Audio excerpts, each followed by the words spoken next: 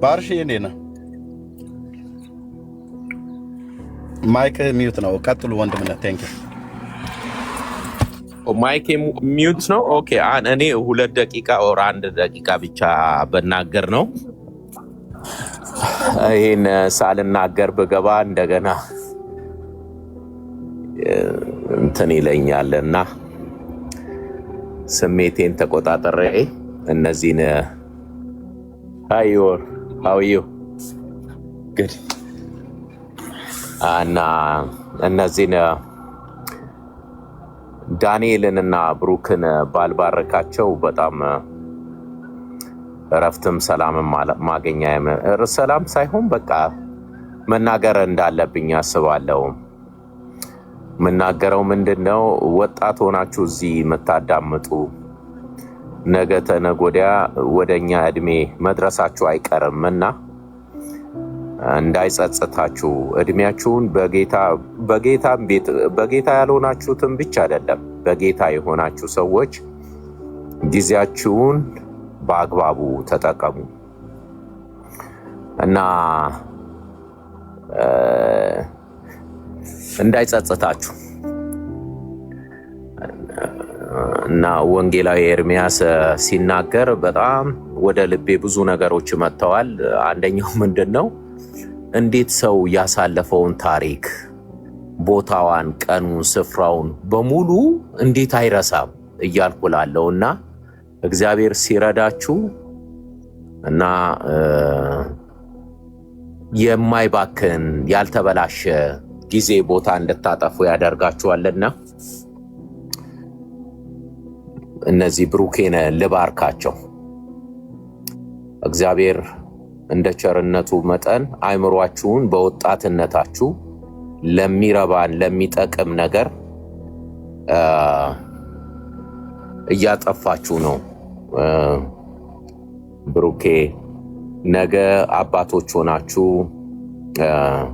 የኋላ ታሪካችሁ ሲታይ ሲፈተሽ ያለ ጸጸት ያለ ነውር እግዚአብሔርን በመፍራት ሰውን በማክበር እድሜያቸውን ዘመናቸውን ጨረሱ ተብላችሁ እንድትሉ እግዚአብሔር ያግዛችሁ። የእናንተም ውሳኔ እስካሁን የምታሳዩት ትጋት እኔ በጣም ነው የሚገርመኝ። ብሩኬን ትናንትና አዋርቼዋለሁ። ዳኒን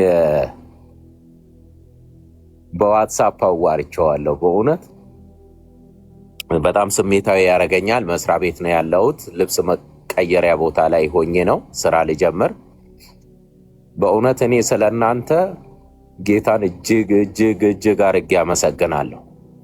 በእናንተ እድሜ በጌታ ነኝ የነበርኩት፣ ግን ለሚናገሩን ይሁን የህይወት የነፍሳችንን የስጋችንን ጥያቄ መመለስ የሚገባንን ጊዜ ያባከንኩት ይጸጽተኛል። ያላየሁት ነገር በእድሜ የለም። ከአገር መሪ ሳይቀር አቅፈውኝ አድንቀውኝ እሱ ምግብ ያብስልልኝ ተብዬ አውቃለሁ። በእውነት ነው የምነግራችሁ። ሁሉ ከንቱ ነው።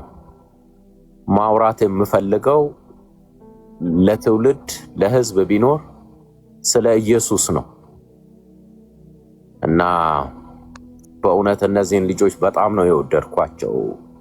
ትጋታቸው ክፍሌ ቢሆን ኖሮ ደስታዬን የሐዘን አይደለም ደስታዬን እያለቀስኩኝ በባረኳቸው።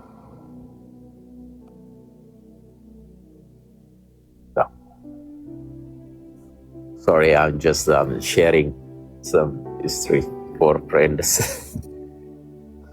Yeah. እና በጣም ስሜቴን ገዝቼ ነው። ሌላ ጊዜ ባረካችኋለሁ። በጣም ነው ብሩኬ የምወዳችሁ። በርቱ። ዳዊትም በዘመኑ የእግዚአብሔርን ፈቃድ አገልግሎ አለፈ። ክርስትና ስለ እከሌ እያወራን የምናልፈው አይደለም። እኛስ እግዚአብሔር በእኛ ምን ታሪክ እኔ እንግሊዘኛ በደንብ አልችልም፣ ውጭ ሀገር እንደመኖሬ እንዳይመስላችሁ። ግን ምችላቸው የሚገቡኝ ትንሽ እንግሊዘኛዎች አሉ። አሁን ምን የገባኝን በእንግሊዘኛ ልንገራችሁ። በጣም የሚነዝረኝና በቃ የሚደንቀኝን ነገር ነው መቃላት የሌለው መናገረው እና ማይ ጋድ ኢዝ ኤ ሊቪንግ ጋድ። ይሄ ቃል በጣም በቃ ይነዝረኛል። የሚያይ የሚሰማ ሊቪንግ ነው። በቃ የኔ ኢየሱስ ስሙ ይባረክ። ጎረቤት ሄዳችሁ የምትፈልጉት አይደለም። አሁን ቤታችሁ ውስጥ ያለ መጽሐፉ እከሌ እከሌ ይባላል። ሰውየው የለም። ከነሱ በስሙ ብታውቁት ምናምን ቤታችሁ መጽሐፉ አለ፣ እሱ የለም። ኢየሱስ ስሙ አለ፣ ቃሉ አለ፣ ሕያው ነው። ጎረቤት አንፈልገው፣ ከኛ ጋር ነውና በእውነት ብሩኬ ዳኒ በጣም ነው መወዳችሁ። በጣም ነው በቃ ውስጤ ስለናንተ ሐሴት የሚያደርገው። በጣም ተባረኩ። በእውነት ወንጌላዊ ኤርሚያስ ይባርካችሁ። በጣም ነው የምባረካችሁ። በሚያስፈልጋችሁ ነገር በሙሉ እኔ አብሬያችሁ ነው ማገለግል። በሚያስፈልጋችሁ ብሩኬን ውብ አድርገን ነው የምንድረው። አስደስተ ነው ያስደሰተንን ጌታ ይሄንን ደስታ የተካፈልንበትን ኢየሱስ የብሩኬን እኔ ጌታ ከረዳኝ እግዚአብሔር ከፈቀደ ሰርግህ ላይ ሁሉ እገኛለሁ። ከዚህ የበለጠ ደስታ የለም። ተባረኩ። ወዳችኋለሁ። በቃ ዋው ዋው። ባርሽዬ ተባረክ ወንድማችን። ባሩን የማታውቁት ሰዎች እኔ ከፌስቡክ ጀምሮ ነው የምንተዋወቀው። በጣም ጎበዝ የሆነ ታዋቂ ሼፍ ነው። በጣም ግን ሃምብል፣ ጌታን የሚወድ ወንጌልን የሚወድ ወንጌል የሚሰሩ ሰዎችን በመምከር በመጸለይ አሁን እንደዚህ በአፉ እንዳወራ ብቻ አይደለም በተግባርም ሁሉ ጭምር ከብዙዎች ጋር የቆመ እና አሁንም እንዳለው ለመቆምም ራሱን የሰጠ ወንድም ነውና ቴንክ ዩ ብራዘር ባርሺ፣ ጸጋ ይብዛልህ። ተባረክ። አይወሰድብህ የቀንነት። ተባረኩልኝ። ተባረክልን። ቴንክ ዩ። ዳኒን ዛሬ ነው ያየኝ። ዳኒ አየኝ። ባህሩ የምባለው እኔ ነኝ።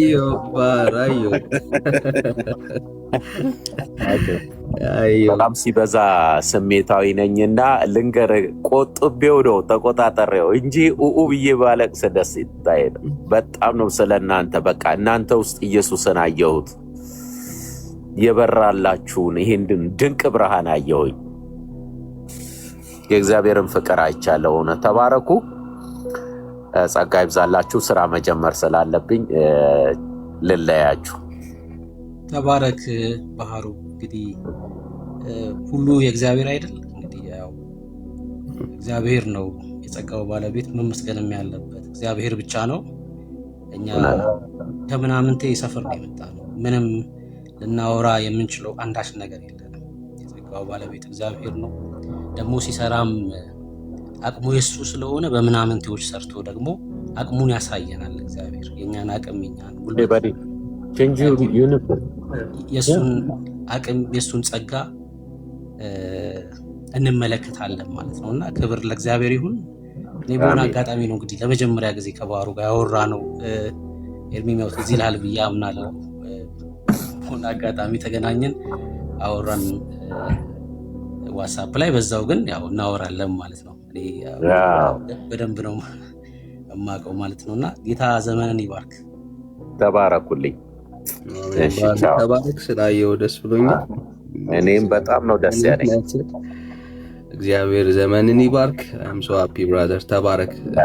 እንደ ዳጊ ደግሞ እግዚአብሔር ረድቶን ወንጌላዊ ኤርሚያስ ዓለምን ቱር ሲያደርግ እንደኔ መግባት አችልም የማትባልበት ቪዛ ሲኖርክ ዓለምን እየዞርን እናገለግላለን። ይህንን ኢየሱስ እሺ ጊዜ አለው፣ ለሁሉም ጊዜ አለው ስለሚል የእግዚአብሔርን ጊዜ እንጠብቃለን።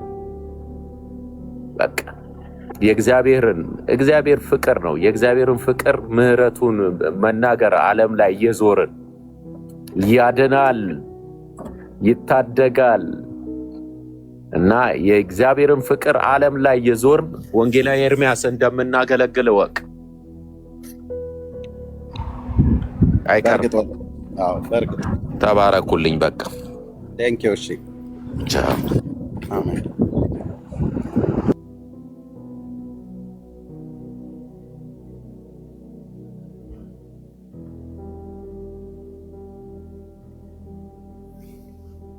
እሺ ጌታ ኢየሱስ ይባረክ። እግዚአብሔር ይመስገን። የጸጋው ባለቤት እግዚአብሔር ይባረክ። ደስ ብሎናል። እግዚአብሔር ድንቅ አምላክ ነው። ክብር ለሱ እናመጣለን። እግዚአብሔርን እናመሰግናለን። የሚጠቅም ነገር ያለን ሰዎች ከመሰልን ከኛ እንዳልሆነ ሁሌ ይታወቅልን።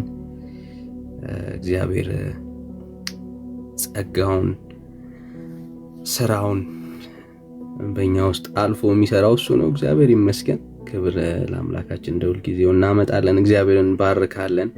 ክብር ለእግዚአብሔር ይሁን።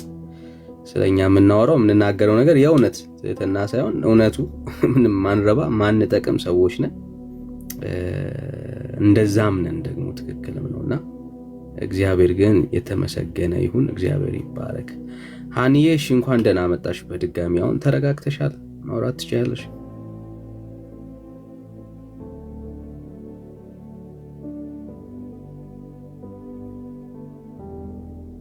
እሺ ሰላም እሰይ።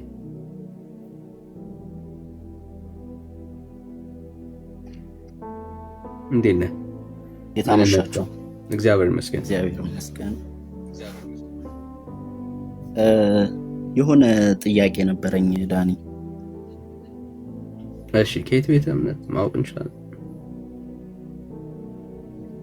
አማኝ ነኝ ግን አሁን በተለይ ከቅዱሳን ጋር በተያያዘ የሆነ ጥያቄ የሆነብኝ ነገር ስላለ ነውና እናንተ ብዙ ስለተጠቀምኩ እሱን እንድትመልሱልኝ ነውና አሁን ቅዱሳን እኛ አያማልዱም ስንል በምድር እያሉ ነው ወይስ ከሞቱ በኋላ የሚባል አለ ጥያቄ አለና ቦዲ ኦፍ ክራይስትን ካሰብን ያው የሞቱትንም ያካትታልና እንዴት ነው ከሞቱ በኋላ ጸሎት ለኛ መጸለይ የማይችሉት የሚለውን እንድትመልሱልኝ ነበር።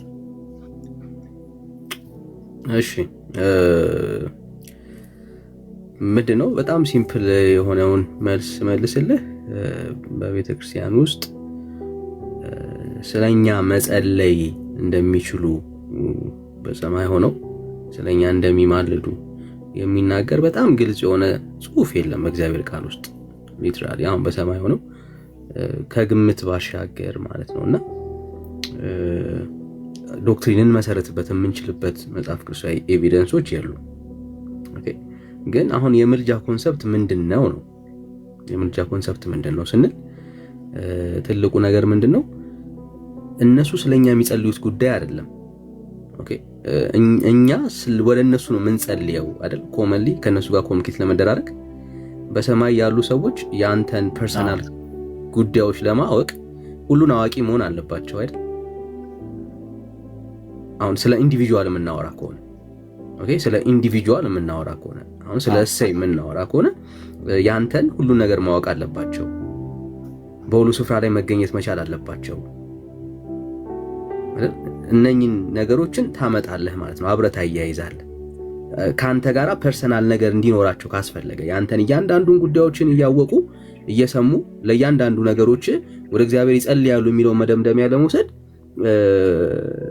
የመለኮትን ባህሪ መካፈል መቻል አለባቸው ማለት ነው። በተለይ ሁሉን ቦታ ሁሉን ማወቅ፣ ሁሉን መስማት፣ ሁሉን ማየት ምናምን የሚባለውን ነገር ውስጥ መግባት አለባቸው ማለት ነው።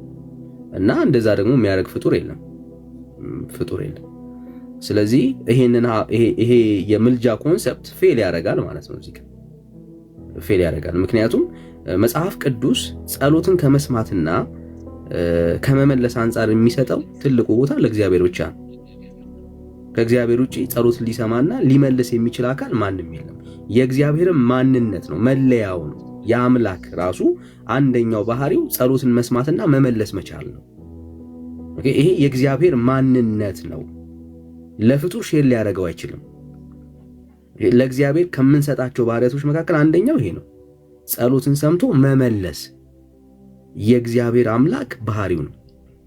ኦኬ፣ እንደ ቀልድ ነው የምናየው። የእናንተ አምላክ ተኝቶ ይሆናል ምናምን እያሾፈ አይደል እስቲ ጥሩት ምናምን ይላል። አየህ፣ ጸሎት መስማትና መመለስ የአምላክ መለያ ነው ማለት ነው። ኦኬ፣ የኛ አምላክ ደግሞ በሰዓት የሚመልስ ነው ትላለህ። በሰዓት ሰምቶ የሚመልስ ነው ስትል ጸሎትን ሰምቶ መመለስ የመላእክት ጉዳይ አይደለም፣ የቅዱሳን ጉዳይ አይደለም።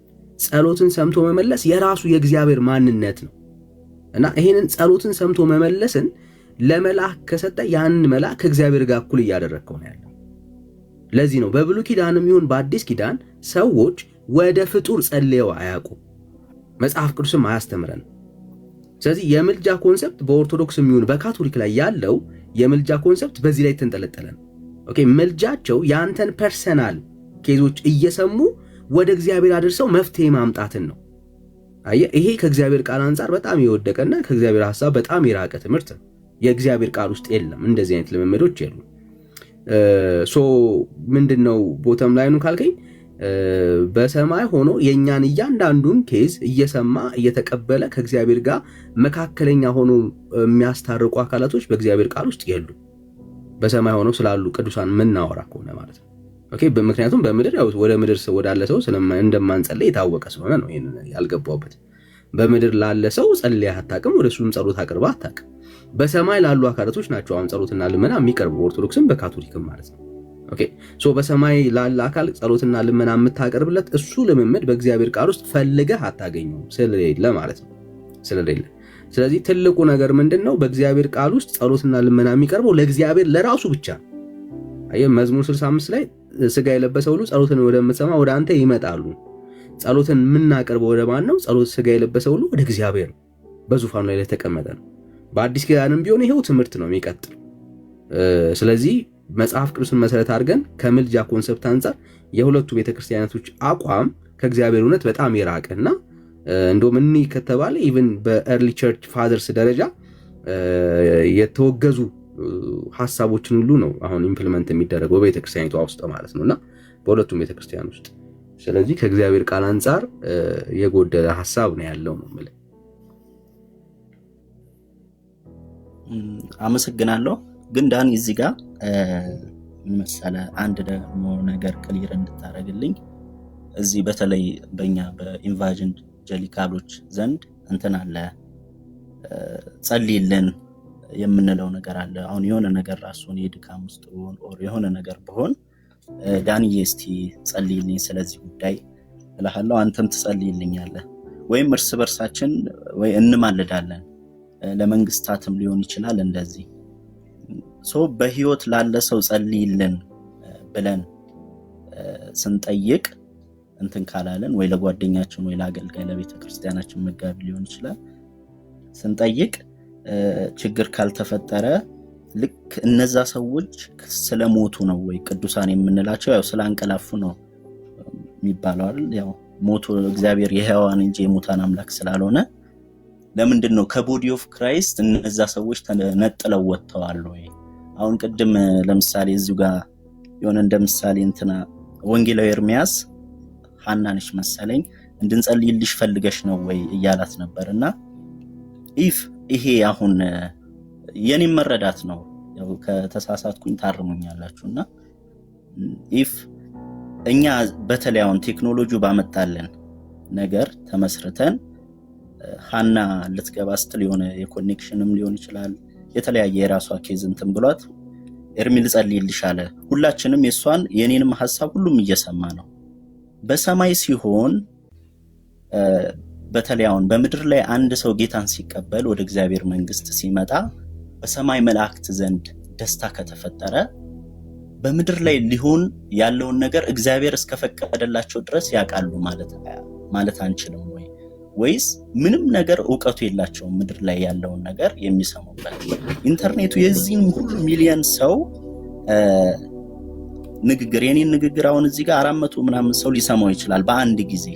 ያንን አክሰስ እግዚአብሔር ለቅዱሳኑ ከኛ ቀድመው ለወንጌል ለተሰውት ሊሆን ይችላሉ፣ በጌታ ላንቀላፉት ያንን ነገር እውቀቱ እንዲኖራቸው ማድረግ አይችልም ወይ? ያው እግዚአብሔር ኦምኒፕሬዘንት ኦምኒሸንት እንደሆነ ይታወቃል፣ ግን ያንን አቅም መስጠት አይችልም ወይ የሚልም ጥያቄ አለኝ። ዳንኤል እስቲ እዚህም ጋር እሺ፣ እንግዲህ አሁን ዶክትሪን በምንድን ነው የሚመሰረተው ብለን ነው መጠየቅ ያለብን። የመጀመሪያው ነገር ዶክትሪን በግምት አይመሰረትም።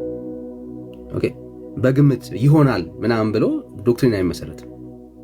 በእግዚአብሔር ቃል ውስጥ ከኛ ኤክስፔሪየንስ አንጻር ተነስተን የእግዚአብሔርን ኪንግደም ዲተርማይን አናደርግም። ኦኬ፣ ሶ እንደ ክርስቲያን በተለይ መጽሐፍ ቅዱስ ብቻ ብለን ለምናምን ሰዎች መሰረታችን የሚሆነው የሰው ግምት አይደለም፣ የአባቶችም ትምህርት አይደለም። ኦኬ፣ መጽሐፍ ቅዱስ ብቻ ብለን ስናምን የማንም ትምህርት ከእግዚአብሔር ከሉዓላዊ ከአምላክ ቃል በታች ነው የሚሆነው። ሶ የእግዚአብሔር ቃል ውስጥ አሁን የምትለውን ልምምድ የምትለውን ሐሳብ የምትገምተውን ግምት ይጽፋል ወይ ያጽፋል ወይ ያስቀምጧል ወይ ነው ጥያቄ። አንድም ቦታ ላይ አሁን የምትላቸውን ግምቶች መጽሐፍ ቅዱስ ውስጥ አናገኛቸው፣ የሉም ማለት ነው። ምን ማለት ነው? በሰማይ ላለ አካል ጸሎትና ልመናን አድርሱልኝ ብሎ የጸለየ ሰው የለም በእግዚአብሔር ቃል ውስጥ። በብሉይ ኪዳንም ይሁን በአዲስ ኪዳን ላይ ሰዎች በሰማይ ሆነው የሰውን ልመናና ጸሎት እርዳታን እየተቀበሉ ከእግዚአብሔር ጋር ሲያቀርቡን አናይም፣ አልተጻፈም። የተጻፈው ነገር ምንድን ነው? እንደ ክርስቲያን ነው። መጽሐፍ ቅዱስ ብቻ ብሎ እንደሚያምን ክርስቲያን ነው የምናወራው።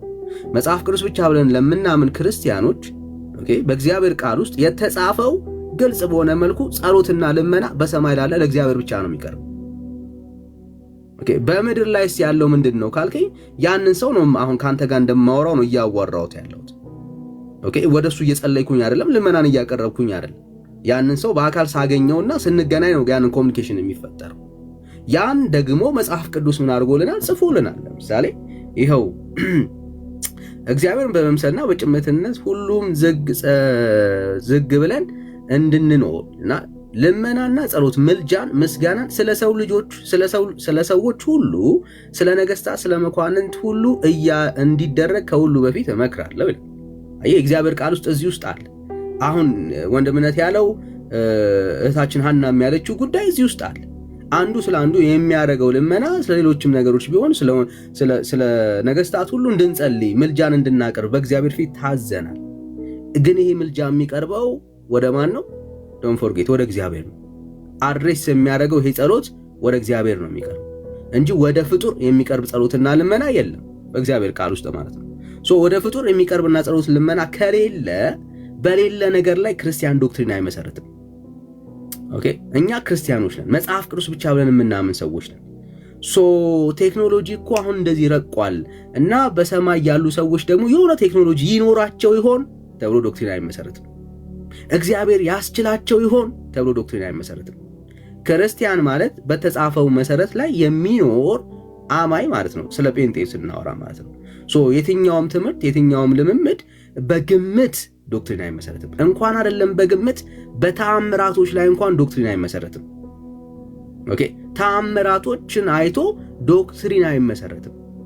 መጽሐፍ ቅዱስ ውስጥ ቤተክርስቲያን ዶክትሪን የምትመሰርተው በትምህርት ላይ ወጥነት ባለው ሐሳብ ላይ ነው እንጂ አንድ ቀን የሆኑ ኢንሲደንቶች ላይ ታይቶ እንዲህ ስለሆነ ዶክትሪን በዛ ላይ አይመሰረትም። እና ትልቁ ነገር ምንድነው ካልክ የቅዱሳን ምልጃ ለምንድነው ቤተክርስቲያኒቷ ውስጥ የተፈለገው ነው። በኦርቶዶክስም ይሁን በካቶሊካ ጉዳዩ እኮ እግዚአብሔር ጸሎትና ልመናን ስለማይሰማ አይደለም። ኃጢአተኛ እንኳን በደለኛ ሰው እግዚአብሔር ጸሎቱን ይሰማዋል፣ ልመናውን ይቀበላል። ይህንን ለመረዳት የጌታችንን ጸሎት ሄዶ መመልከት አስፈላጊ ነው። ጌታን ጸሎትን አስተምረን ብለው ሲጠይቁት ጌታ ያስተማራቸው ጸሎት ውስጥ እዛ ውስጥ ኃጢአተኛ በደለኛ እግዚአብሔር አባቴ ብሎ እንዲጮህ ጸሎትን አስተምሮታል። እኛ የበደሉንን ይቅር እንደምንል በደላችንን ይቅር በለን። ኃጢአት ያለበት በደል ያለበት ሰው በሰማይ የምትኖር አባቴ ብሎ እንኳን የመጸለይ ድፍረት ሰጥቶታል ማለት ነው። ጌታ ነው ይህንን ጸሎት ያስተማረው።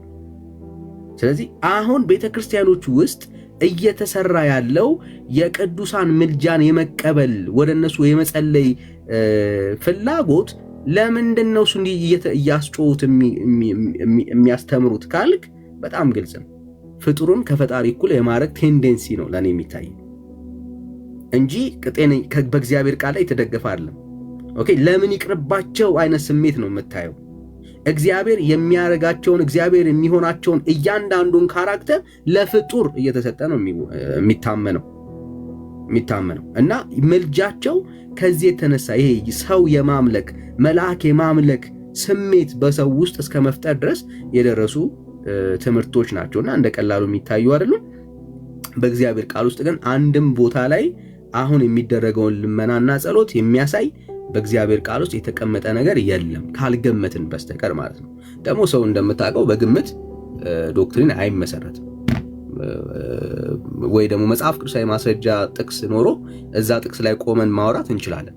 አሁን ግን ልትለን የምትችለው ግምት ነውና በግምት ደግሞ ማውራት ከባድ ነው የሚሆነው የእግዚአብሔርን ሐሳብ በግምት ስለማንኖረው ማለት ነውና ግን በምድር ሆኖ ወደ ሰማይ ላለ አካል ጸልዮ ጸሎትና ልመናው ወደ እግዚአብሔር የደረሰለት ሰው ካለ ግን ማስረጃ ብሰጠኝ እሱን ከግምት ባሻገር እዛ ላይ ቆመን ልናወራ ልነጋገር እንችላለን።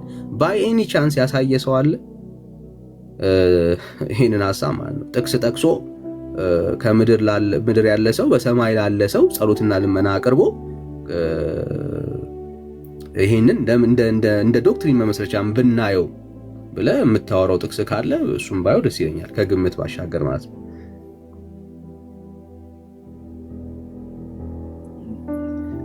ግምት እንትኑ ሳይሆን ያው የሚነሱ ጥቅሶች አሉ አይደለ? ሞራሊ እንትን ምንድነው ራይ 5 እና 8 አካባቢ ይመስለኛል 24ቱ ሽማግሌዎች የቅዱሳንን ጸሎት እንትን የሚሉትን ብዙ ጊዜ ይነሳሉ። ወደ እነሱ ይጸለይ ሰዋል ፕላስ ደግሞ እንደሱ አናልፉ ምንድነው የኔ ጥያቄ ምኑ መሰለ? ቆይ ወደ እነሱ እንደሱ አናልፉ የኔ ጥያቄ ምን መሰለ? እንደነሱ አሁን የጠየቁ የአንተን ግምት ጥያቄ ሳይሆን የሆነ ጥቅስ ንገረኝና እዛ ጥቅስ ላይ ሰዎች ከምድር ሆነው በሰማይ ላለ አካል ጸሎት አቅርበዋል የሚል ጥቅስ ካለ አሳየን፣ እዛ ላይ እናውራ። ምክንያቱም አሁንም እያወራ ያለ ነው በሌለ ነገር ነው ኢማጂን እያረክ እየሳልክ ያለውና ጥቅስ ጥቀስ። እዚህ ጥቅስ መሰረት በዚህ ጥቅስ መሰረት ሰዎች ከምድር ሆነው በሰማይ ላለ አካል ጸሎት እያቀረቡ ነውና እኛም ማቅረብ የለብንም ወይ ብለህ ሞግተን እንደሱ ቢሆን የተሻለ ነው የሚሆነው። ካለዛ ግን it's your imagination ነው የሚሆነው፣ ያንተ ግምታዊ ሐሳብ ነው የሚሆነው። አሁን እዚህ ጋር ኢማጂኔሽኑ አይደለም ዳኒ፣ መረዳት የፈለኩት ነገር ስላለ ነው።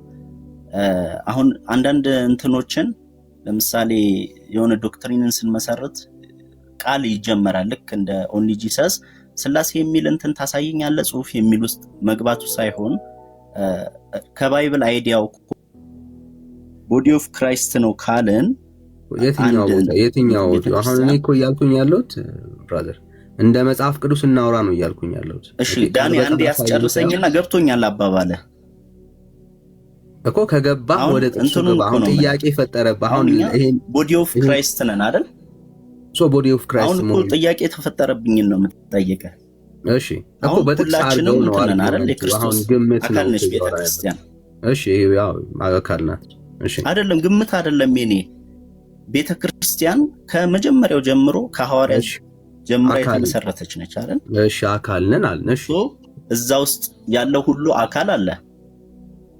አካል አለ። እሺ አዎ የአንቀላፉትንም ጭምር ማለት ነው። እሺ ይሁን ችግር የለም። ስለዚህ የሆነ ሰው በጌታ አምኖ ሲሞት ከዛች አካል ውስጥ እንትን ሆኗል ወይ ተቆርጦ ወጥቷል ማለት አይደለም። ለምሳሌ አሁን ቃል በቃል ነው አይደል ያልከኛለሁ። አይ አካል መሆንና ጸሎትን መስማት ለምን አገናኘው? ምን ያገናኘው?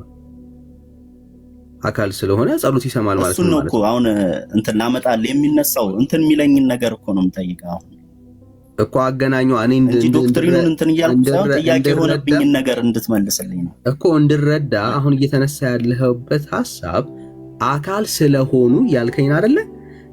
አገናኘውና አካል ስለሆኑ ጸሎትን ይሰማሉ የሚል የመጽሐፍ ቅዱስ ማስረጃ ላይ ቆመን ነው የምናወራው። አሁን ግምት አናወራም። ክርስቲያኖች ነን እኛ አገኘኸኝ? ትምህርት የሚሆነን ዶክትሪን ሊመሰረትለት የሚችለው እሺ አንተ ተጠቃስበት። እሺ ይኸውልህ ኢፍ ጳውሎስ ጸልዩልኝ ካለ በምድር ላሉ ካለ ለምን በህይወት ስላሉ ጸልዩልኝ አላቸው ልንል ነው። ከሞቱ በኋላ እነዛ ሰዎች አንድ ሰው ጳውሎስን ሊሆን ይችላል፣ ሌሎች ቅዱሳንን ሊሆን ይችላል፣ ሐዋርያቶችን ጸልዩልኝ ቢል ስለሞቱ አይሰሙም ነው ወይ ማለት ነው? እንደዛ ነው። ሙታን ስለሆኑ መስማት አይችሉም። አሁን ጥቅሱ ስለሌለ ሳይሆን መስማት አይችሉም ደግሞ የሚል ጥቅስ አለ ወይ? እሱን እኮ ነው አሁን ማየት ያለብን። ምንድነው እሱ? አሁን ዶክትሪን አለ የመሰረተው። አሁን እኮ አንተ ዶክትሪን ነው እያወራኸኝ ያለው ባይዘው ገብቷል። አሁን የአንተን የመሰረትከውን ዶክትሪን በሌለ ነገር ላይ ዶክትሪን መስርተ ያንን ዶክትሪን ከመጽሐፍ ቅዱስ ማሳየት ካልቻልክ በቃ የሌለ ዶክትሪን ነው ማለት ነው ያ ጉዳይ። ምን ማለት መሰል አንዴ ወረቀት ላምጣ። እያወራን ያለነው ጉዳይ በጣም እንትን ስለሆነ ማለት ነው። ይኸውልህ መጽሐፍ ቅዱስ ውስጥ በየትኛውም ስፍራ ላይ ለምሳሌ ጳውሎስን አንስተዋል። ጳውሎስ ጸልዩልኝ ያለው በምድር ላሉ ሰዎች ነው። እሱንማ ይኸው እያደረግነው ነው፣ እናደርገዋለን ስለተጻፈ። ኦኬ። ጳውሎስ ግን አንድም ቦታ ላይ በህይወት ለሌለ ለምሳሌ እስጢፋኖስ በድንጋይ ተወግሮ ሞቷል። እስጢፋኖስ ወይ እባክህን ጸልይልኝ ሲለው አታይም። ወደ እስጢፋኖስ ሲጸልይ አታይም። ኦኬ። አንተ አሁን የምትረዳውን መረዳት አንድ አካል ስለመሆናችን ጳውሎስ ሳይረዳ ቀርቶ ነው አይደለም። ከሱ በፊት የተሰዉ አገልጋዮች አሉ። ወደ እነሱ ጸልዮ ያቅም በብሉይ ኪዳን ላይ የነበሩ አባቶች አሉ። አብርሃም ሊጠራ ይችላል፣ ዳዊት ሊጠራ ይችላል። ወደ አብርሃምም ወደ ዳዊትም እኛንም ጸልዩ ብሎን አያቅም፣ እሱም ጸልዮ አያቅም። ይዋፍቶ አስክ በምድር ያሉትን ግን እርስ በራሳችን እንድንጸለይ ይሄው አዞናል። የእግዚአብሔር ሐሳብ ነው ማለት ነው። አንዱ ስለ አንዱ የሚያደርገው መጽሐፍ ቅዱሳዊ ነው ማለት ነው። ኦኬ። አሁን ጥያቄው አንተ ግን በሰማይ ላለ አካል ብለህ እያወራህ ነው ያለው which is ያልተጻፈ በእግዚአብሔር ቃል ውስጥ የሌለ ማለት ነው። በሰማይ ላለ አካል ግን አንተ ጸሎትን እያቀረብክ ነው ያለው። ጸሎትን እያቀረብክ ያለው በሰማይ እሱን ጥቅስ ኬት አምጥተን መስርተው አካል በሚለው ኮንቴክስት እንዳናይድ አካል መሆን ማለት ጸሎትን መስማት ማለት አይደለም። ለምሳሌ እንዳልሆነ ላሳይ። ለምሳሌ ኦርቶዶክስ ጴንጤ ነኝ ያልከኝ አይደል? እንድረዳ ኦኬ እሺ ነህ ብዬ ላስብ አይደል? ማለት ከዚህ አርጊውመንት አንፃር ጴንጤ ነህ ብዬ አላስብም፣ ግን ላስብ ዝም ብዬ እንትን ልበል፣ ችግር የለም። አንድ አካል ነው አይደል? አንድ አካል ብለህ የምታስበው ሰው በምድርም በሰማይ ያለ ሰው ነው አይደል? አንድ አካል ይሄ የቤተ ክርስቲያን አካል ነው ብለህ የምታስበው በምድርም ላለ ነው በሰማይም ያለ ሰው ነው አይደል? ሲሞት ብቻ አይደለም አካል የሚሆነው አይደል? አዎ በምድርም ያለ ሰው አካል ነው ማለት ነው። አዎ ኦኬ። በምድር ላለ ሰው ጸልይ ታውቃለህ?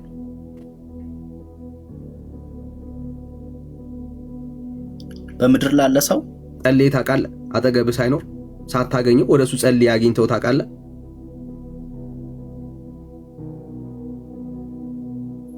አዎ ይሄ ምን መሰለህ፣ አሁን በምድር ያለ ሰውን ምንድነው የምትለው? ኖርማሊ ጸልይልኝ ትለዋለህ አይደል? ብራዘር አትዝለለው። የጠየቁት ጥያቄ በጣም ወሳኝ ነው እንድትረዳው የፈለኩት። አካል ለሆነው አካል እሱን እኮ ነው የምልህ። አሁን በምድር አልገባህም ብራዘር። አሁን ጸሎት እኮ የሚለው ምንድነው? አልገባህም ጨፍነን እንደዚህ አድርግ። አልገባህም ብራዘር፣ አልገባህም። አሁን ያልገባህ ነው እየመለስክልኝ ያለው ብራዘር። በጣም ሲምፕል ነው ላስረዳ። ለምሳሌ ይኸውልህ አጠገብ የሌለውን ሰው ነው አይደል ያልከኝ? አጠገቡ የሌሉ ሰዎች ጸልዩልኝ ብሏቸዋል። በምንድን ነው ጸልዩልኝ ያለው? የሌሉ ሰዎችን እኮ በጽሁፍ ስለ አገልግሎቱ ዙሪያ ጎበዝ። አየህ በጽሁፍ እኔ ጠየቁህ ምን ብሏል? ቆይ ጸልዩልኝ ብሏል። አዎ ቆይ እንግባባ። አየህ በምንድን ነው ጸልዩልኝ ያለው? በጽሁፍ። ልክ አንተ አሁን ወደ ማርያም እንደምትጸልይ አዎ ልክ አንተ ወደ ማርያም እንደምትጸልየው ለምሳሌ በጣም ሲምፕል እናድርገው። እንግዲህ ብሩኬም ጴንጤ ነው መቼስ ከሆነ ጴንጤ ብለህ ታምናለህ ብዬ አስባለሁ። አትጠራጠርም በወንድምነት አካልህ ነው አይደል? አዎ እርግጠኛ ነህ? ማ አሁን ብሩኬ አሁን እዚች ላይ ላይቭ ላይ ስለማቀው እኮ አካል ነው ከሚያነሳውም አንፃር አካል ነው በክርስቶስ ኢየሱስ የሚያምን አካል ነው ብዬ አምናለሁ። ታምናለህ? በጣም ጥሩ። ማይክን ዝጋውና ጸልይለት፣ ወደ እሱ ጸሎት አቅርብ፣ ይስማ። እሱ አካል ስለሆነ መስማት መቻል አለበት። ምክንያቱም በአንተ አርጊውመንት አካል ከተባለ መስማት አለበት የሚል መደምደሚያ ነው የወሰድከው። ብሩኬ አካል ነው። ሚውትን ዝጋውና እንዳይሰማ ወደ ብሩኬ ጸልይ። መስማት አለበት ብሩኬ አካል ተብሏል። ብሩኬ መስማት መቻል አለበት። ማይክን ዝጋውና ጸልይለት። አንዴ እንሞክረው እስቲ። ይሄ የእንትን እኮ ነው የሚሆነው። በዚህ ከመጣን አሁን አርጊውመንት እኮ ያልነውን ዳንዬ ከመጣን ምን ይሆናል መሰለ? ነው ስለ አካል ነው የምናወራው። ቅድም ያነሳሁት አሁንም ያገናኘን እኮ ይኸውልህ ልክ የዛሬ ስለ አካል ነው። ከመሆን ብራዘር ስለ አካል ነው። እሱን ነው መጨረስ ያለብን። እሱን ነው ምን የሚል መደምደሚያ ሰጥተሃል? አካል ማለት እሱን እኮ ልነግርህ ነው። እሱን ይህንን መልስልኛ፣ አትዝለላ ጥያቄ። አካል ማለት ጸሎትን የሚሰማ መሆን አለበት ብለህ ደምድመሃል አይደል? ካልን ጸልዩልኝ ካልን እኮ አካል ማለት ጸሎትን የሚሰማ ነው ብለህ ደምድመሃል። ስለዚህ አካሌ ነው ካልክ ብሩኬ የአካል ከሆነ ብሩኬ የአንተን ጸሎት መስማት መቻል አለበት። አሁን አካል ከሆነ ወይ ደግሞ አንተ ሚውት አድርግ፣ ብሩክ ወደ አንተ ይጸልይ። እርግጠኛ ነኝ ብሩክ የጸሎት ጥያቄዎች አሉት። አሁን በቅርቡ ትዳር አለበት፣ በጣም ብዙ ጉዳዮች አሉት። እግዚአብሔር ከሱ ጋር እንዲሆን የሚፈልግባቸው ብዙ አጀንዳዎች አሉት። አሁን ሚውት አድርግና ብሩኬ ወደ አንተ ይጸልይ።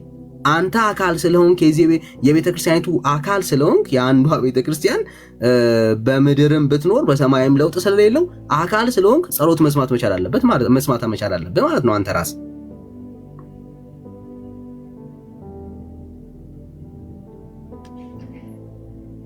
እሺ ሚውት ነው አይደል ያልከኝ ዳኒ? ሚውት አድርገና ይጸልይ። ከዛ ጸሎትን እዚህ ጋር ሎጂክ ውስጥ እንድንገባ አይደለም ዳኒ እንድትመልስልኝ የፈለኩት ነገር አለ። ይሄ ቴክኖሎጂ ሳይመጣ በፊት እንደዚህ ማናወራም ነበር እኮ። ከስልክ ከምን በፊት እርስ በርስ ነበር ወይ በጽሁፍ ነው እከሌ ጸልዩልኝ እባካችሁ ምን ተብሎ ደብዳቤ ነበር የሚላከው። ለማታውቃቸው ቅዱሳን ጸልዩልኝ ብለህ ወይ መሪውን ነው የምታውቀው ለሆነ ቤተክርስቲያን ትልካለህ። ከዛም በኋላ ያ ነገር ተነቦ ምን ሲባል ጸሎት ይደርሳል አይደል? አሁን ደግሞ በቴክኖሎጂ መጣንና ለምን ዓለም አቀፍ 1 ሚሊዮንም ሰው የጠየቁን ጥያቄ ለምን ይዘላልከው? ለምን የጠየቁን ጥያቄ ለምን ይዘላልከው? ወደሱ ልመጣልህ ነው። አይ አትዝለል፣ ልመጣልህ ነው ወደሱ። ሳዘል አውርተህ ከዛ በኋላ ሚውት ላይ አይደለም። አሁን እኮ ያ ብራዘር ምን እንደዛ ነው የሚሆነው። አሁን ለምን መሰለህ የቅድሙን ጥያቄ ልትመልስልኝ ነው አንተም ዳንዬ። አሁን ሚውት ተደርጎ አይሰማም ካልከኝ አሁን 441 ሰው እኔን ከሰማኝ በእግዚአብሔር ዘንድ ቅዱሳንን እነ ጳውሎስን ጸልዩልኝ ብል እግዚአብሔር እንዲሰሙ አክሰሱን አይፈጥርላቸውም ወይ? ሰውን ጸልይልኝ ስለው በምድር ስላለ የሚለው ነው። ይኸው አይፈጥርም ወይ ነው ያልከው። ኦኬ ይሄ ምን ይባላል መሰለ? በደም ተረዳ። ይሄ ግምት ይባላል። ያንተ ግምት ነው። እሺ አይሰማም የሚል ደግሞ ጥቅስ አሳየኛ። አንዴ ብራዘር አንዴ ኦኬ በግምት ዶክትሪን አይመሰረትም።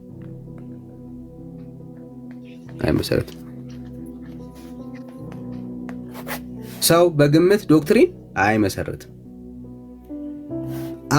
አይሰሙም ወይ ምናምን ብለህ ዶክትሪን አትመሰረትም። ግምት ነው ይሄ።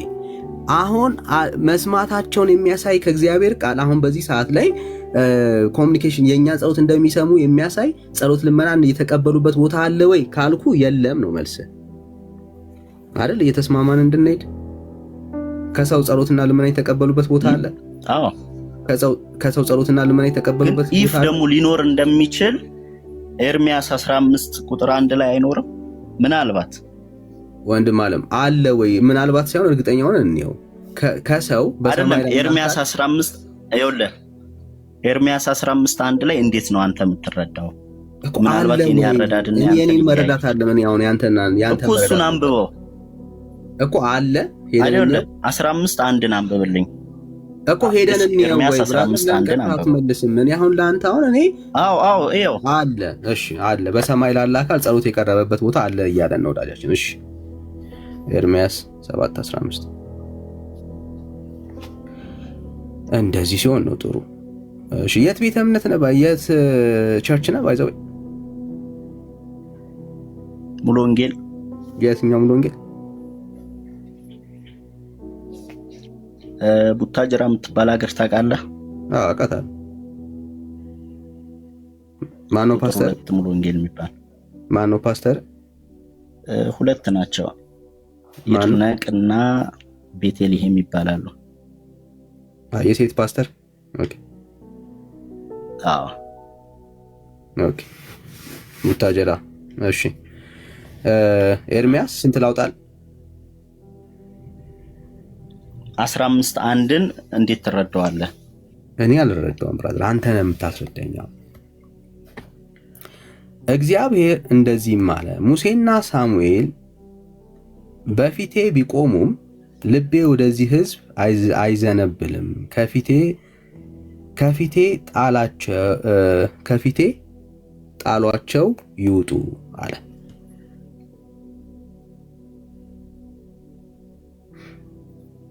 እሺ አሁን ከምናነሳው ሐሳብ ጋር ምንም አይገናኝ። ስለዚህ ይሄኛው አሁን ኤርሚያስ የተጻፈበት ወቅት ላይ ሳሙኤልና ሙሴ አልነበሩም አይደል? አሁን እናንተ የምናየው ወደ ሙሴና ወደ ሳሙኤል የጸለየ ሰው አይደለም። በፊቱ ራሱ ቆመው ቢማልዱ ወይ ቢጸልዩ ራሱ ቢቆሙ ማለት ያው ቢታዩ ቢጸልዩ ማለት ነው። እኛ አሁን ስለሱ አለማ እያወራን ያለው እኔ እናንተ ርሳንር አትርሳ ከምድር ሆኖ በሰማይ ላለ አካል የጸለየ ሰው ነው እያልን ያለ ነው። ክፍሉ ምን ማለት እንደሆነ አስረዳለሁ። አሁን እዚህ ክፍል ላይ ወደ ሙሴና ወደ ሳሙኤል የጸለየ ሰው አለ ወይ? ጥያቄ። ስለዚህ እነሱ ከሰማይ ሆነው የኛን እንጂ የማይሰሙት እነሱ ለኛ ይጸልዩልናል ማለት ነው። እሱን አይደለም አሁን እያወራን ያለው። አትዝለላ ፖይንት አትዝለል። የሆነ ፖይንት ለመረዳት ሳይሆን የሆነ ፖይንት ላይ ስትደርስ አውቀ ነው የምትዘለውና አውቀዋለሁ። እኔ ጠየቁ የተነሳነው ጥያቄ ከምድር ሆኖ በሰማይ ላለ አካል የጸለየ ሰው አለ ወይ ነው ጥያቄ። ይሄንን እኮ አሁን ያነሳነው ምንድን ነው? አሁን እኔ መጸለይ አሁን እንትን ሳሙኤልና ሙሴ ኦልሬዲ ሞተዋል አይደል? ስለ ህዝቡ ምን እያሉ ነው? በፊቱ ራሱ በእግዚአብሔር ፊት ቢቆሙ አይልም። አሁን ጥያቄ በእግዚአብሔር ፊት ቢቆሙ በፊቱ ቢቆሙ ራሱ ብራዘር አሁን አይልም። እኔ እናንተ አሁን እያወራን ያለ ነው ብራዘር፣ አሁን እያወራን ያለ ነው ከምድር ሆኖ በሰማይ ላለ አካል የጸለየ ሰው አለ ወይ ነው። እያመንኪድ እዚህ ክፍል ላይ ከምድር ሆኖ ወደ ሙሴና ወደ ሳሙኤል ወርድ ባይወርድ እኮ የለም ዳኒ። አሁን ይኸውልህ ዶክትሪን ይኸውልህ እንደዚህ ያለ ቃል በቃል ካልን አጠቃላይ የባይብልን ሐሳብ መረዳት እንችላለን ወይ? አሁን እኛ የምንለው ዮናንዳን ስንከራከር ቅድም ያነሳውልህ ነገር አለ ወንድማን። ዶክትሪናችን ሁሉ ያንተን አላውቅም ምን የት እንደተማርክ አላውቅም። የኛ የክርስቲያኖች ዶክትሪን ሁሉ ያለው መጽሐፍ ቅዱስ ላይ በተመሰረተ ትምህርት ግልጽ ነው። ኢማጂን አድርገን ዶክትሪን አንመሰረት እሱን እኮ ነው እየመጣውልህ ያለውት የነበረው ያንን ነው አይደለም ብራዘር አይደለም። አሁን በደንብ ስማ መጀመሪያ። አሁን ለምሳሌ አናሎጂ የሚነሳል አይደል? የአብርሃምን ዳንኤል ላይ ሆኖ ያለው አንዴ ሶሪ ዳኒ አንድ ጥያቄ ልጠይቀው ፈልጌ ነው። ፓስተር ቤተልሔም የትኛው ቡታጅራ ሙሉ ወንጌል ነው የምታገለግለው? ቁጥር 2 እሺ ቀጥል። እሺ እየጨረስን እንድንሄድ እንድንግባባ እየጨረስን እንድንሄድ እዚህ ክፍል ላይ ወደ ሙሴና ወደ ሳሙኤል የጸለየ ሰው የለም ማለት ነው። ኦኬ የለም በሚለው ሄድን። እዚህ ክፍል ላይ የጸለየ ሰው ከሌለ የለም ብለን ነው የምናልፈው። ወደ ቀደሙ ሐሳብ እንመጣለን። ምን የሚለው ላይ እንመጣለን። አሁንም ዶክትሪን እየመሰረትክ ያለው ግምት ላይ ነው ማለት ነው። ኦኬ አሁንም ምን ላይ ነው? ግምት ላይ ነው ያለው። እሺ እንቀጥል። በሰማይ ያሉ ቅዱሳን ይሰማሉ ያልክበት ምክንያት አካል ስለሆኑ ነው አይደል? አዎ አይደል? እሺ ሶ አካልነት በምድርም በሰማይም ሁለቱም አካል ናቸው አይደል? በምድርም ሰው ሲሆኑ በሰማይም ሲሆኑ አይደል? አዎ የተለየ ነገር የለውም አይደል? ልዩነቱ ምንድነው? አሁን ከእውቀት ምን እንላለን? ከፍለን እናውቃለን ይላል አይደለ? በዛ በእግዚአብሔር መገኘት ውስጥ ከዚህ ከስጋ ድካም ስንወጣና አሁን ያለው እኮ ይለያያል። ዳኒ አካል ላይ ሲሆን የተለየ ነገር አለ። በስጋ ድካም ውስጥ ነው የተያዝነው እኮ። ስለዚህ ከአካል ወጣ ሰማይ ያሉት እኮ ከአካል ወጣ። አሁን ሌላ ሐሳብ ደግሞ አመጣ።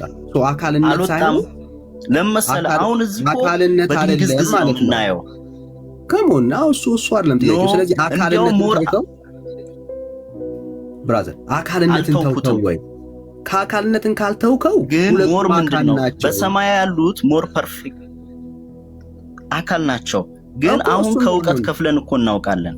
እሺ ስለዚህ አካልነት አይደለም ማለት ነው። በሰማይ ያሉት ደግሞ ቤተክርስቲያን አንድ ነች፣ ራሷም እኮ ክርስቶስ።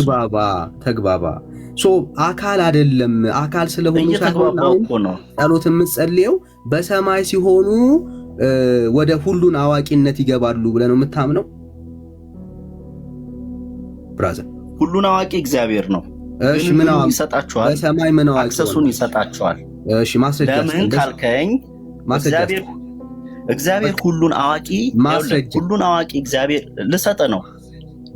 ሁሉን አዋቂ እግዚአብሔር ብቻ ከሆነ አንድ ሰው ጌታን ሲቀበል ለምን በሰማይ መላእክቱ ደስ ይላቸዋል?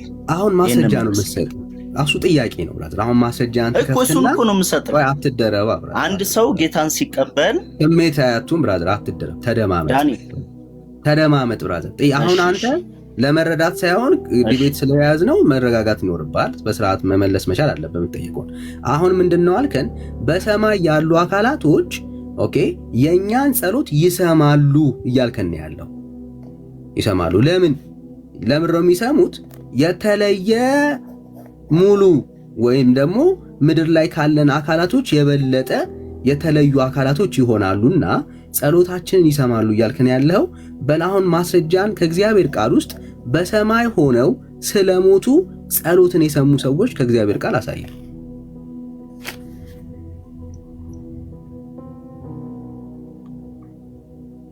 ልቀጥል እንዲያልኩበትን ምክንያት አሁን ግምት ላይ የተመሰረተው ስላልከኝ ነው። አሁን እኮ ማስረጃ ነው የምፈልገው ብራዘር። ለዚህ አሁን ለምናወራው ጉዳይ ይኸውልህ አሁን ቅድም እንትን ነው አሁን ዳኒ ክርክሩነቱ ላይ አይደለም እኔ መግባት የፈለኩት ብራዘር። አሁን የጠየቁ ማስረጃ ነው የጠየቁ። ልንገርህ አሁን እግዚአብሔር ሁሉን አዋቂ ከሆነ አንድ ሰው ጌታን ሲቀበል በመላእክቱ ለምን ደስታ ያሰማሉ? እንዴት አወቁ? ወዳጄ እኔ አሁን ማስረጃ ነው የጠየቁ። እሱ ጥያቄ ነው እኮ። ይሄንን እኮ ነው ማስረጃ መጠየቅ። እንዴት ታየዋለህ? አሁን የምታወራው ግምት ይባላል። አሁንም ይሄንን የምታወራው ግምት አይደለም። ኦኬ ወንጌላት ላይ ምን አለ? በምድር ላይ አንድ ሰው ወደ ጌታ ሲመጣ በሰማይ መልአክ ዘንድ ታላቅ ደስታ ይሆናል ይላል አይደል? ይሄው ታላቅ ደስታ ጻፍኩልህ። ታላቅ ደስታ መሆኑ ጸሎቱን ስለመስማታቸው ከግምት ባሻገር ጸሎቱን ከመስማት ጋር ምንም የሚያገናኘው ነገር የለም። አሁን እኔ ጠየቅኩ በሰማይ ወደ ጌታ እንደመጣ እንዴት አወቁ? በላ ብራዘር እኮ እንዴት አወቁ ብትልና እንዴት አወቁ ብለህ ጠየቅክ አይደለ? እንዴት አወቁ አልክና ከዛስ የራስህን ሰጠው። ኦኬ የራስህን መልስ የሰጠው ምንድነው? እሱ የመጀመሪያ ጉዳይ እንዴት አወቁ ጥያቄ ነው የጠየቅኩ። ዶንት ፎርጌት። ከዛስ መለስክና አይ እነሱ ሁሉን ስለሚያውቁ በምድር ላይ የሚደረገውን ሁሉን ስለሚያውቁ ወይ ደግሞ እግዚአብሔር ነፍሳትን ሲያድን ስለሚገልጥላቸው። አየህ በጣም ብዙ ፕሮባቢሊቲዎች አሉ ልንጽፋቸው የምንችላቸው ሊሆኑ ይችላሉ ብለን የምናስባቸው ጉዳዮች ማለት ነው። ሶ ከነኚህ ውስጥ አንተ አንድ ነገር ገምተህ ነው አሁንም ዶክትሪን እየመሰረትክ ያለው ነው ፖይንቱ። ክፍሉ ላይ ሄደን ማየት እንችላለን። ሐሳብ ላሳይ ይችላል እዛ ክፍል ላይ ግን አሁንም እያወራን ያለ ነው እንዴት አወቁ ተብሎ ቆይ ብራዘር እንዴት አወቁ ተብሎ ዶክትሪን አይመሰረትም። አሁንም ምንድነው እሱ ግምት ነው። አይ እንዴት አወቁ ብለህ ያወቁበትን ከክፍሉ ላይ ካገኘህ በኋላ ያ ያገኘህበትን መልስ ይዘኸው ከሄድክ እና የሆነ ነገር ከሰራህበት ልናወራው እንችላለን። አሁን ግን እንዴት አወቁ ተብሎ ዶክትሪን ግን አይመሰረትም። ምክንያቱም እንዴት አወቁ ውስጥ ያንተ መልስ ነው የሚቀጥለው። እንዴት እንዳወቁ በክፍሉ ላይ ካልተጻፈልህ ኢትስ ዩር ኢማጂኔሽን ነው፣ ግምት ነው። በግምት ደግሞ ዶክትሪን አይመሰረትም። አየህ አይመሰረትም። ስለዚህ አሁን እኔ አንተን ነው የምጠይቅህ እንዴት አወቁ?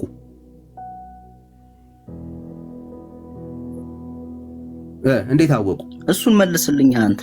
እኔ አልመልስልህም። እኔ በግምት አንተ እንድትመልስልኝ እኮ ነው የጠየቅኩህ እኮ። የኔ ጥያቄ አሁን ይሄንን የመለስልኝ አሁን እግዚአብሔር እንዴት አወቁ ያንተ ጥያቄ ነው የሚሆነው። እንዴት አወቁ? አንተን ያመጣው ይሄን ጥቅስ እንዴት አወቁ? ጥያቄውን እኮ እኔ ነኝ የጠየቅኩህ። ይሄን ጥቅስ እንደ እግዚአብሔር ኦምኒሸንት ነው ኦምኒፕሬዘንት ነው እኔ አላብራራልኝ አንተ ነህ እግዚአብሔር ይሄ ነው ካለን እኮ እሱን እኮ ነው አሁን እንመጣለን። ለምን ትዘለዋለህ? እንዴት አወቁ ሲቀበል ብራዘር እንዴት አወቁ ብለህ ነው እኔ የጠየቅኩህ እኮ ነው መልሰህ የምትጠይቀኝ አንተ። እሱ ኖ ይሄን ጥያቄ እኮ ያመጣኸው እኔ ነኝ። ጥቅሱንም ያነሳሁት እኔ ነኝ ኖ ትላለህ ብራዘር። ይሄን ጥቅስ የጠቀስከው ለምንድን ነው? የጠየቅኩህ ይሄን ጥቅስ የጠቀስኩት ምንድን ነው? የጠቀስከው ማስረጃ ብለህ ነው። ማስረጃው ምንድን ነው? እግዚአብሔር ብቻ ነው ኦምኒሸንትና ኦምኒፕሬዘንት አለን። ለዚህ ደግሞ እንትን ያቀረብንበት እንትን መላእክት በምድር ላይ አንድ ሰው ወደ ጌታ መንግስት ሲቀላቀል መላእክት እንዴት ደስታን ሊያሰሙ ቻሉ? ኢፍ እግዚአብሔር ብቻ ኦምኒሸንትና ኦምኒፕሬዘንስ ከሆነ የሚለውን ጠየቅኩ አይደለም ያለው። ቅዱሳኑ አይሰሙም? ስለረሳው ነው። ቆይ አንዴ አትደረብራት። እኔ ሳወራ አትደረብ እንድንሰማ ሰማው። ይኸው ላስታውስ ይኸው በሰማይ ያሉ ቅዱሳን ስለሚለው እያወራን ያለ ነው እንዳትረሳ። ኦኬ ዳይሬክት ለነሱ ይጸለያል ወይ ስለ አይ የለም ለነሱ የሚጸለይ አልከን። እሺ ለነሱ የሚጸለይ ማስረጃ የለም ዳይሬክት ግን አልክና አንድ ሰው ሲድን በሰማይ ታላቅ ደስታ ይሆናል የሚል ጥቅስ አለን ያልከው። ዶንት ፎርጌት ይሄንን ታላቅ ደስታ ይሆናል ያልከው ለማንን ለማሳየት ነው? በሰማይ ያሉ መላእክቶች ምን የሚለውን ለማሳየት። በሰማይ ያሉ መላእክቶች እንዴት አወቁ ብለህ ያያዝከው ከዚህ ጋር ነው። ስለዚህ ይሄን ጥቅስ የጠቀስከው ለምንድን ነው? ይሄን ጥቅስ የጠቀስከው ለምንድን ነው? በሰማይ ያሉ አካላቶች አዋቂነታቸውን ልትነግረኝ አይደል? በጣም ጥሩ አይደለም ወይ ብራዘር? ክሊር አንድ የሚነሳው ምንድን ነው እኮ ልነግርህ ነው። አዎ የተጠየቀውን ጥያቄ ምንድን ነው? ይሄንን ያነሳውበት ሐሳብ ይሄው ጽፌልህ። አዎ እያልኩህ እኮ ነው። ይሄው ጽፌልህ። እኔ ደግሞ ያነሳውልህ ሐሳብ ምንድን ነው? እሺ ቀጥል። በወንጌላውያን ዘንድ አንድ ወደ ሞቱ ወይንም ወደ አንቀላፉ ቅዱሳንና ወደ መላእክት የማይጸለየው አንደኛ ብንጸልይ የሁሉንም ሰው ጸሎት መስማት ስለማይችሉ ነው፣ ወይንም በምድር ላይ ምን እየተከናወነ እንዳለ ዕውቀቱ ስለሌላቸው ነው የሚል እንትን ነው አይደል የሚነሳው። ግን ይሄኛውንስ ጥቅስና አንድ ዕብራውያን ላይ ያሉ የእምነት አባቶች ምስክራቸው ከከበበን፣ ምክንያቱም ዊትነስ ከሆኑ ምስክር ከሆነ በህይወት ያለ ነው ወይም ሕያው የሆነ ነገር ነው ምስክር የሚሆነው እንጂ የሞተ ወይንም ሕያው ያልሆነ ነገር ምስክር መሆን ስለማይችል ይሄንን እንዴት ነው በቃ ምንም አያውቁም ምድር ላይ ስለሚካሄደው ነገር ኦልሬዲ ተቋርጧል ብለን መደምደም እንችላለን ወይ? ይሄን ብቻ መልስልኝ። ከዚህ በላይ እንትን አለ። እሺ ቆይ ይሄንን ግን አንዴ እንዴት አወቁ ብለህ ዶክትሪንም አሁንም አትመሰረትም። እንዳገባሽ ጣልቃ ምንድን ነው ያልከን? በሰማይ ታላቅ ደስታ ይሆናል ስለሚል ቃሉ ኦኬ፣ በአባቴ ቤት በመላእክቶቹ ዘንድ ታላቅ ደስታ ይሆናል አለ። ታላቅ ደስታ ይሆናል ስለሚል እንዴት አወቁ ብላ ኦርቶዶክስ ምን ትመሰርታለች? ዶክትሪን ትመሰርታለች። ባይዘው ግምት ነው። ባይዘው የኦርቶዶክስ ግራ የገባቸው ማስረጃ የጠፋበት ቦታ ላይ ሁል ጊዜ ግምት ነው የሚያስቀምጡት። እንዳትረሱ፣ ግምት ነው። አሁንም መጣና ወዳጃችን ምን አለ? እንዴት አወቁ ታዲያ አለና ከዛስ አይ እንዴት አወቁ ያለውን ከዛስ የራሱን ምላሽ ሰጠና ዶክትሪን መሰረተ። ምን አይነት ዶክትሪን መሰረተ? በሰማይ ያሉ አካላቶች የሚያውቁበት ነገር አለ ማለት ነው። ያወቁት በምንድን ነው? እሱ መልስ አለው መጽሐፉ ላይ በራሳቸው አወቁ የሚል አለው። እንደዚህ አይነት ንባብ አለው፣ ገጸ ንባብ አለው ውስጡ። አውዱስ እንደሱ ያወራል? በፍጹም አያወራም። ስለዚህ አሁንም እየተወራ ያለው በምንድን ነው? እሱ በግምት ነው ማለት ነው። በግምት ነው።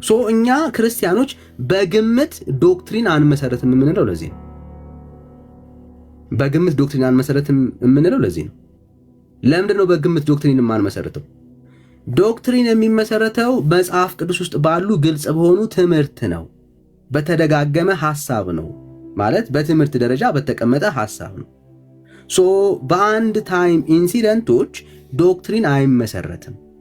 ስለዚህ በሰማይ ያሉ አካላቶች የሰውን ጸሎትና ልመና የሚቀበሉ አሉ መጽሐፍ ቅዱስ ውስጥ?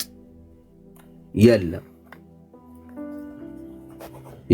የትኛውም የመጽሐፍ ቅዱስ ክፍል ላይ በሰማይ ላሉ አካላቶች ጸሎትን እንድናቀርብ የሚያስረዳ ከግምት ባሻገር እደግመዋለሁ፣ ከግምት ባሻገር በትምህርት ደረጃ ልንቀበለው የምንችለው የምልጃን ሐሳብ የሚያስረዳ ምንም ማስረጃ የለም። በእግዚአብሔር ቃል ውስጥ የተደረገ ድርጊት እንኳን የለም። ተውት፣ ትምህርት ድርጊት የለም ማለት በምድር ሆኖ በሰማይ ላለ አካል የጸለየ ድርጊት እንኳን የለም። ለምን እንደው አንዳንድ የኦርቶዶክሳውያን ምን ያደርጋሉ? እንግዲህ ለአሕዛብ ሲሰግድ አይተው ይኸው ይሰግዳሉ እኮ ይላሉ አይደል? ይኸው ስግደት እኮ መጽሐፍ ቅዱስ ላይ አለ ይላሉ። ግን የሰገደው ለምንድን ነው? እሱ ለአሕዛብ ነው። ለአሕዛብ የሰገደውን ወስደው ይሄው ብለው ዶክትሪን ይመሰርታሉ። እንዲህ አይነት እንኳን የሚሆን በድርጊት ደረጃ እንኳን የተጻፈ በስህተት እንኳን የተቀመጠ ለፍጡር የጸለየ ሰው በሰማይ ላለ አካል የለም። ይህን ያክል እንኳን የለም ነው የምለው። በዚህ ክፍል ላይም የምናየው ሐሳብ ተመሳሳይ ነው። እንዴት አወቁ ተብሎ ዶክትሪን አይመሰረትም። ያወቁበት ምክንያት ብዙ ስለሚሆን ለምን መጽሐፉ ላይ እንዴት እንዳወቁ ካልተጻፈልህ አንተ ገምተህ ዶክትሪን አትመሰረትም።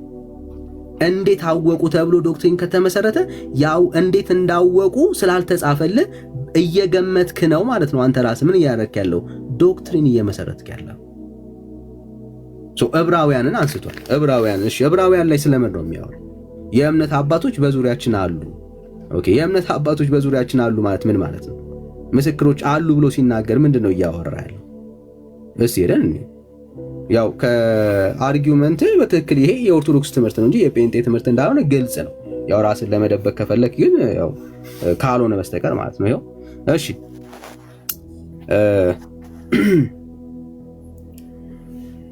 እሺ ሐሳቡን እንየው። እሺ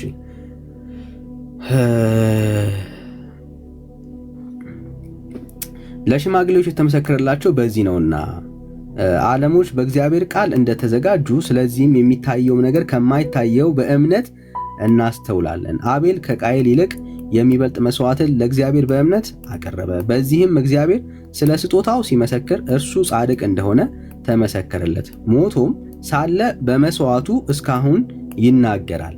እሺ ሄኖክ ሞትን እንዳያይ በእምነቱ ተወሰደ። እግዚአብሔርም ስለወደደው አልተገኘም፣ ሳይወሰድም እግዚአብሔርን ደስ እንዳሰኘ ተመስክሮለታል። ያለ እምነት ደስ ማሰኘት አይቻልም። ወደ እግዚአብሔር የሚደርስ እግዚአብሔር እንዳለ የሚፈልጉትም ዋጋ እንዲሰጥ ያምን ዘንድ ያስፈልገዋልና ኖህ ገና ስለማይታየው ነገር ተረድቶ እግዚአብሔርን እየፈራ ቤተሰቦቹን ለማዳን መርከቡን በእምነት አዘጋጀ። በዚህም ዓለምን ኮነነ። በእምነትም የሚገኘውን ጽድቅ ወራሽ ሆነ። አብርሃም የተባለውን ርስት አድርጎ ሊቀበል ወዳለው ስፍራ ለመውጣት በእምነት ታዘዘ። ወዴትም እንደሚሄድ ሳያውቅ ወጣ። የእምነት አባቶችን ሙሉ ለሙሉ ይዘረዝራል አይደል?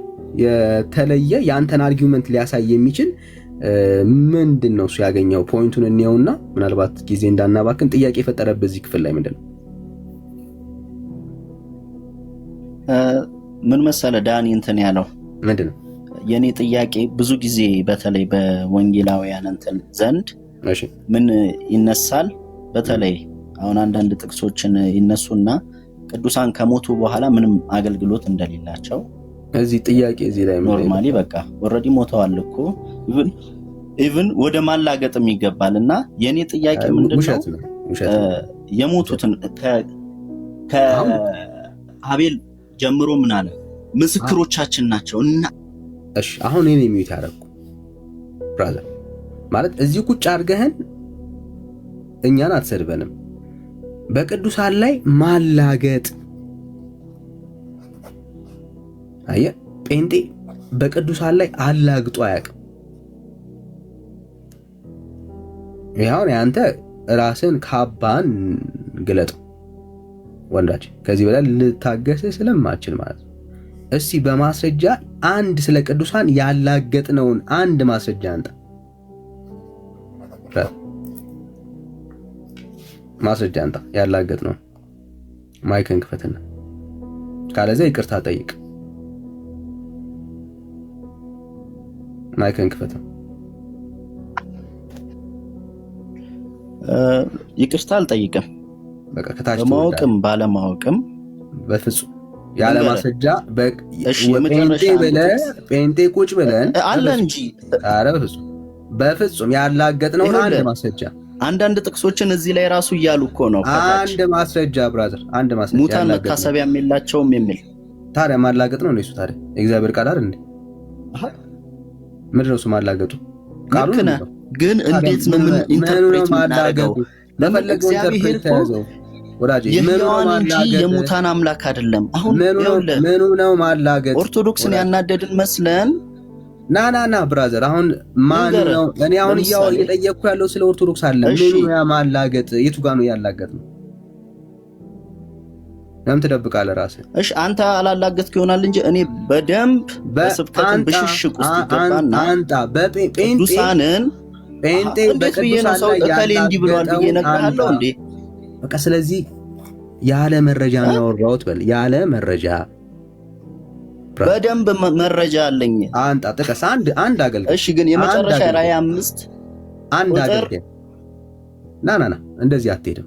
አንድ አገልጋይ ይኸውልህ ራእይ ምዕራፍ 5 ቁጥር 8 ላይ ገና ዕብራውያን አንብብልኝ። ወደ ጉዳዩ እንሂድና ከሌ ካለን ይመሻል። ዕብራውያንን ብራዘር በእኔን ቁጭ አድርገህ የወንጌል አማኝን እየተሳደብክ እድል አልሰጠህም ስላልሆንክ ማለት ነው። መጀመሪያ አልሰደብኩም። ስሳደብ ተሳድባል እንዲህ ብለሃል የምትለኝ ማስረጃ አንተ ጴንጤ ያላግጣል ያልክበትን ማስረጃ አንተ ልንገርህ።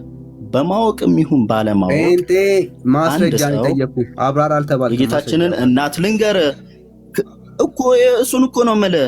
ወንጌላውያን ውስጥ ምን ችግር አለ? ማርያም ላይ ማሾፍ ሊሆን ይችላል ወይ? አንዳንድ ያልበሰለ የቃሉ ዕውቀት የሌለው ሰው ማን ያሾፈው ላይ ማላገጥ?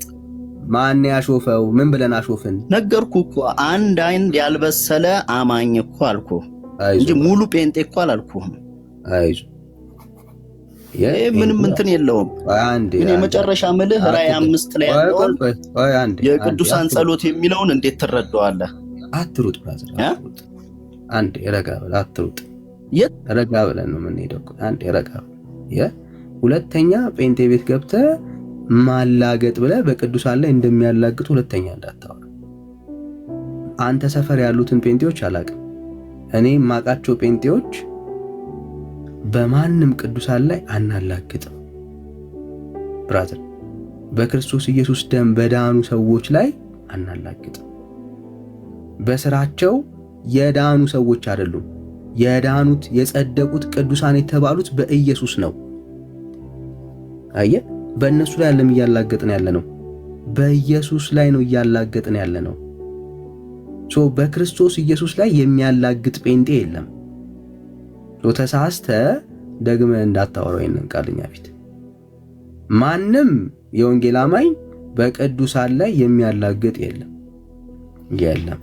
እሺ ዕብራውያን ብለሃል። ዕብራውያን ምንድነው? እሱን ጨርስና ከዛ ለብሩኬ ደግሞ ሰጠዋለሁ። እሺ ዕብራውያን ይኸው ዕብራውያንን መጀመሪያ ጨርስ። ጥያቄ የፈጠረብህ ምንድነው? ዕብራውያን ላይ ማይክን ክፈት። ብራት እየጠበቅኩ ነው ያሉት። እሺ አሁን እዚች ጋር አንዳንድ ኮሜንቶችንም እያየው ነበር። ና ዕብራውያን ስሜንም አድራሻዬንም ማስቀመጥ እችላለሁ። ፎከስ ዕብራውያን ይኸውልህ ዕብራውያንን ያነሳውበት ሐሳብ በኢቫንጀሊካል ሰርክል ላይ ምን ይባላል? አንድ ሰው ከሞተ ወይም መላእኮች ወይም እንደዚህ ከሞቱ በኋላ ምንም ነገር እነሱን ምን የማድረግ ነገር አለ? ከጨዋታው ውጪ የማድረግ አስተሳሰብ አለ። ምንም ነገር አያውቁም ይላል።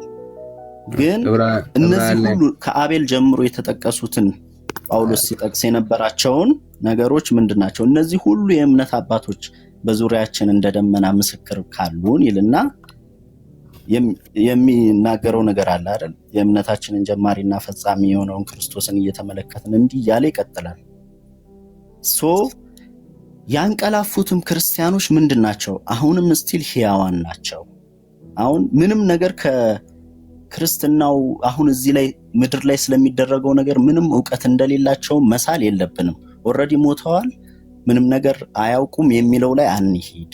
የኔ ሐሳብ ለምን እግዚአብሔር አዋቂ ስለመሆናቸው የጠቀስከው ሐሳብ እግዚአብሔር የይስሐቅ ያዕቆብ አምላክ ነው አለ አይደል?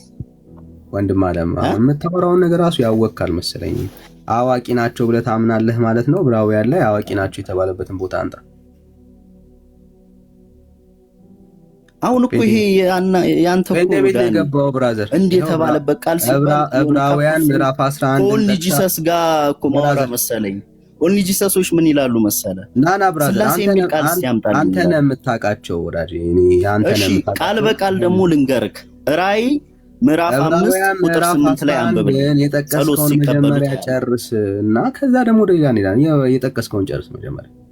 ምንድን ነው የጠቀስከው? ዕብራውያን ምዕራፍ 11 ጠቅሰሃል። ምንድን ነው እሱ? የትኛውን ሐሳብ ለማስወዳት ወይ ተሳስቼ ነው እንለፈው? ያው አውጣው።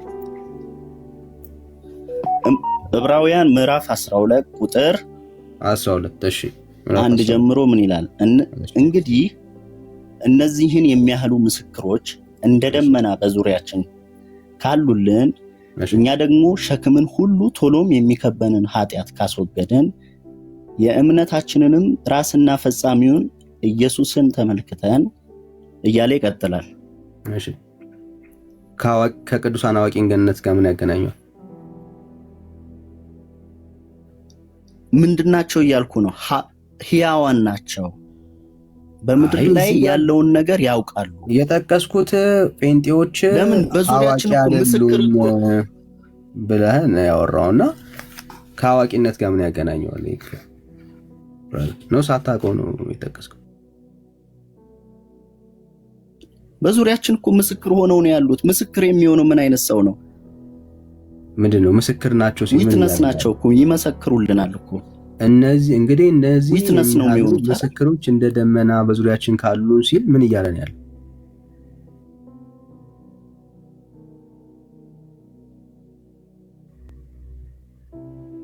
እኮ እሱ መልስልኝ እኮ ነው የምልህ። እኔ ምን መልስልህ? አንተ ያመጣውን ጥቅስ ምን መልስልሃለሁ? ብራዘር ያንተን መረዳት እታወራን አምጥተህ መልሱልኝ ለምን ትለናለህ? ምንድነው? ምን ማለት ነው? ብራዘር እንደ ማስረጃ ታወጣና ያ ማስረጃ ማለት ምንድነው? ምን ማለት ነው? ምን እያለ ነው ያለው? በደንብ ነው የሚያስኬደው። እሺ ምንድነው እኮ ነገርና ያስኬደው ብራዘር፣ አስኬደው ብራዘር፣ ሂድ ንደው ወራጅ። ይኸውልህ ይሄንን እንትን ያመጣውበት ምክንያት ምን መሰለህ? እሺ አንዱ በምድር ላይ ላሉ ሰዎች ጸልዩልን ብለን ለሞቱ አንጸልይም የምንለው አንድ ምንም ነገር አይሰሙም፣ ፕላስ ምንም አይነት ባይብል ላይ ማስረጃ የለንም በሚል ነው አይደል? አንድም ቅዱስ ወይም አንድም ሰው ወደ ሞቱ ሰዎች ጸልዩልን ብሎ አንድም ጸሎት ባይብል ላይ ምንም ጥቅስ አናገኝም። ይሄ እውነት ነው። ነገር ግን ይህ ማለት እነዚህ ቅዱሳኖች በምድር ላይ ስለሚከናወነው ነገር ምንም ነገር አያውቁም። አሁን የሚነሳ አንድ እንትን አለ። ለምሳሌ ይሄ ክፍል ያውቃሉ እያለ ነው ያለው። ይሄ ክፍል ያውቃሉ እያለ ነው ያለው። ምስክር ምንድን ነው? ዊትነስ ናቸው ስለ እምነታችን። እነሱን እኮ እያየን ክርስቶስ ያውቃሉ እያለ ነው ወይ ወዳጅ? ያውቃሉ። አዎ ይሄ ያውቃሉ እያለ ነው። እንግዲህ እነዚህን የሚያክል ምስክሮች እንደ ደመና በዙሪያችን ካሉን ምንድን ነው እሱ ምስክርነታቸው? ምስክር የሚሆነው ምን የሆነ ሰው ነው እኮ ነው። አሁን እሱ ጥያቄ ነው ብራዘር። አሁን በዶክትሪን በጥያቄ አይመሰረትም ብዬ ቅድም ነገር ያለው ወዳጅ። እኛ ደግሞ ሸክምን ሁሉ እኮ መልስልኝ እኮ እያልኩ ነው። ምስክር ማን ነው የሚሆነው ወዳጅ? ለኤቪደንስ አምጥተን ትጠይቀኛል እንዴ? ለመረጃ እኮ ነው ያመጣው። አዎ ብለህ ቅድም እንደሚያክሰው ነው የጠቀስከው። እዚህ ላይ ታዲያ የጠቀስከው ክፍል ላይ እየተወራ ካለው ሐሳብ ጋር ምን ያገናኘዋል? አዋቂ ናቸው ይላል ወዳጅ። የማያክሰው ባይዘው ይማራል፣ ችግር የለም። ግን አንተ እንደሚያክሰው አክት እያረክሰ ነው ባይዘው እያፋጠስኩ ያለው። እዚህ ክፍል ላይ የጠቀስከውን ሐሳብ የሚያስረዳ ምን ፍሬ ነገር አለው?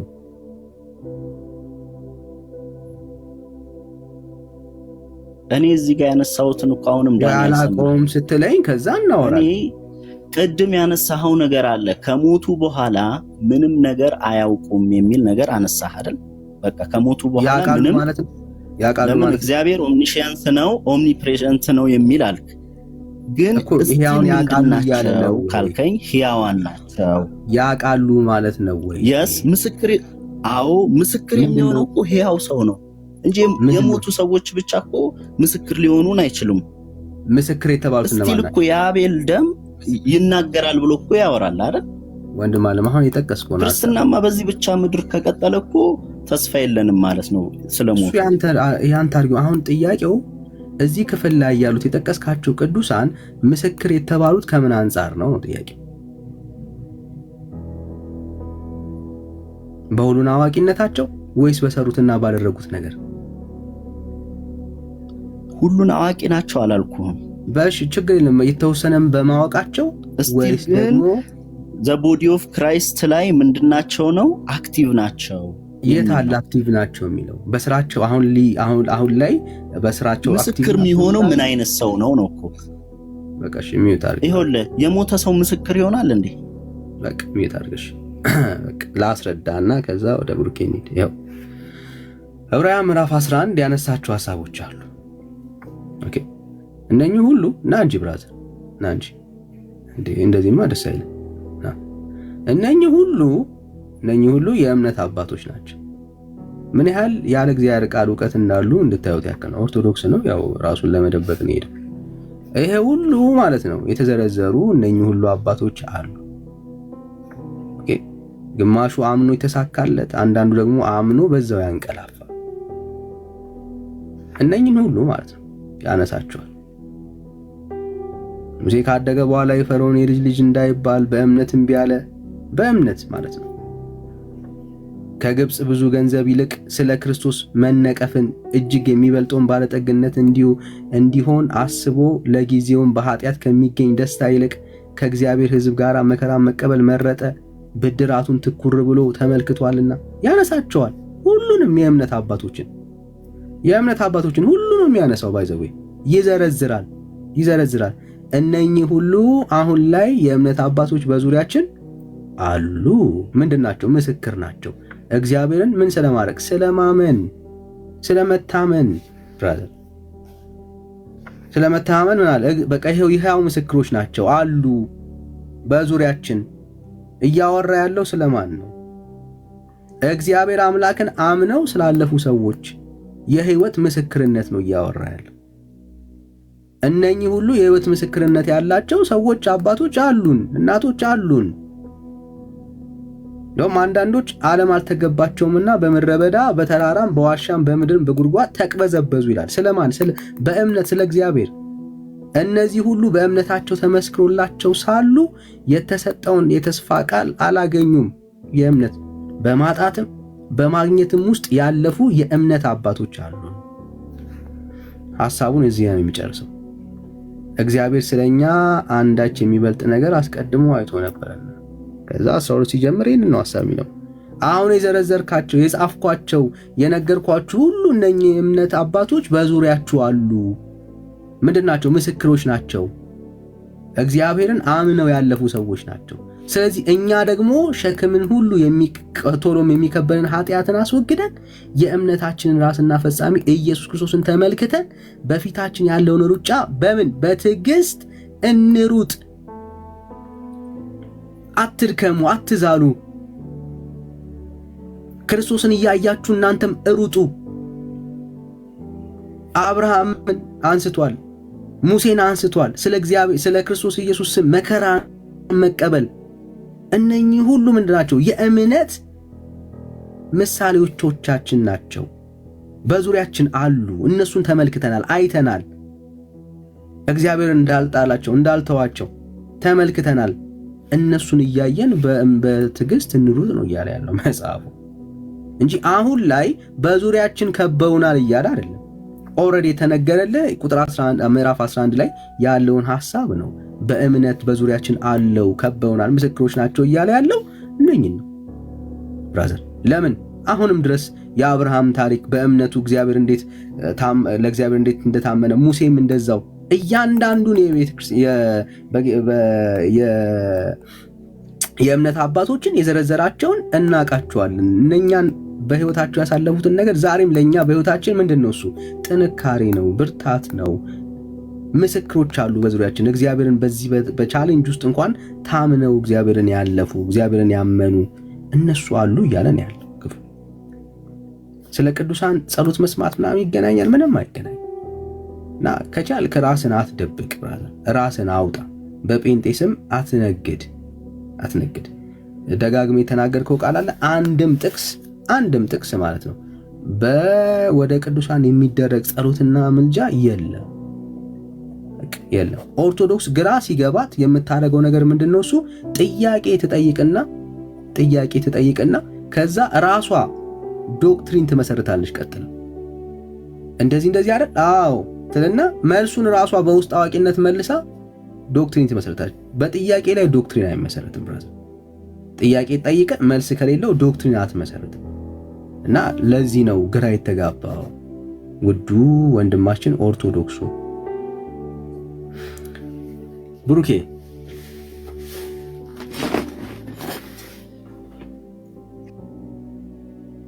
ብቻ ነገር ላሳያችሁ ስለፈለግኩኝ ነው እንዴት እንደሚዋሹ። ቅድም የት ሙሉ ወንጌል ነብይ ስጠይቀው ቡታጅራ ቁጥር 2 ሙሉ ወንጌል ብሎኝ ስለነበር እዛ ማጣራት ነበረብኝ። ቼክ አደረኩኝ። አንድ ነገር ብቻ ላሳያችሁ እንዴት እንደሚዋሹ ብቻ እንድታዩ ስለፈለግኩኝ ነው። በትልቁ አድርገኝና ላሳያችሁ። ከቻልክ ና እስኪ ናግባ ከቻልክ ምን እንደምሰራ ማን እንደሆንክ ልንገርክ። ና ከቻልክ ግባ። እሺ ኦኬ። ልጁ ይሄ ነው። ስሙ በረከት ተስፋዬ ይባላል። የቡታጅራ ነዋሪ ነው። እሺ ይሄ ማለት ነው ልጁ የቡታጅራ ነዋሪ ነው። ስሙ እዚህ ጋር እንደምታዩት በረከት ተስፋዬ ነው። በተጨማሪ ላሳይክ እንደ በደንብ ምን እያልኩ እንደሆነ እንዲገባክ። ያው ታውቀዋለህ፣ ይሄን ዴቭ ነው በቅርቡ የሞተው ማለት ነው። ዴቭ የሞተው በቅርቡ። የአንተ ስም በረከት ተስፋዬ ይባላል። ስልክ ቁጥርክ 0966 82 29 45 ስልክ ቁጥርክ ነው ያንተ። ቡታጅራ ያለችው ሙሉ ወንጌል ቁጥር 2 ቤተክርስቲያን ግንባታ ላይ ነው ያለችው። አገልጋዮቹን ያወቀው በዚህ በግንባታው ምክንያት ነው። በግንባታው ምክንያት ነው። አሁን ግንባታ ላይ ነው ያሉት እነሱ። ምን እያልኳችሁ ነው? ቅድም አካውንቱ ላይ ይሄ ነው አይደል የገባው? አካውንቱ ይሄ ነው አይደል? ይሄው አካውንቱ ላይ ይሄን ፎቶ አድርጓል። እኔ ከነስሙ ሰምች ነግሬያችኋለሁ። ይሄው አካውንቱ ላይ ይሄ ፎቶ አለ። ቅድም ያሳየዋችሁ ፎቶ የራሱ አካውንትም ላይ አለ። ይሄ ማለት ነው። ይሄው ልጁ ማለት ይሄ ነው። ልጁ ማለት ይሄ ነው የገባው አካውንቱ ይሄ ነው። ይሄ ልጅ ማለት ነው የገባው። እሺ እንዴት እንደሚዋሹ እንድታየው ብቻ ነው። እሺ ሌላ አይደለም። በቃ ዋሽተው እንዴት እንደሚመጡ ማለት ነው። ቡታጅራ የቡታጅራ ሙሉ ወንጌል ቁጥር 2 ሙሉ ወንጌል ቤተክርስቲያን አገልጋዮች መካከል አንዷ ትክክል ነው ፓስተር ቤተልሔም ናት። ትልቅ ሰው ናቸው። ፓስተር ቤተልሔም ትልቅ ሰው ናቸው። እና ይሄ ቡታጅራ ሙሉ ወንጌል ስልክ ቁጥር ነው እና እዛ አባል አይደለም ይሄ ልጅ። ቡታጅራ ሙሉ ወንጌል ቁጥር 2 አባል አይደለም፣ ግን ይተዋወቃሉ። ስለሚያውቃቸው ነው እዛ ነው ያለውት ብሎ ለመዋሸት የሞከረው ማለት ነው። ቀይ እንድታዩት ስለፈለኩኝ ዳኔ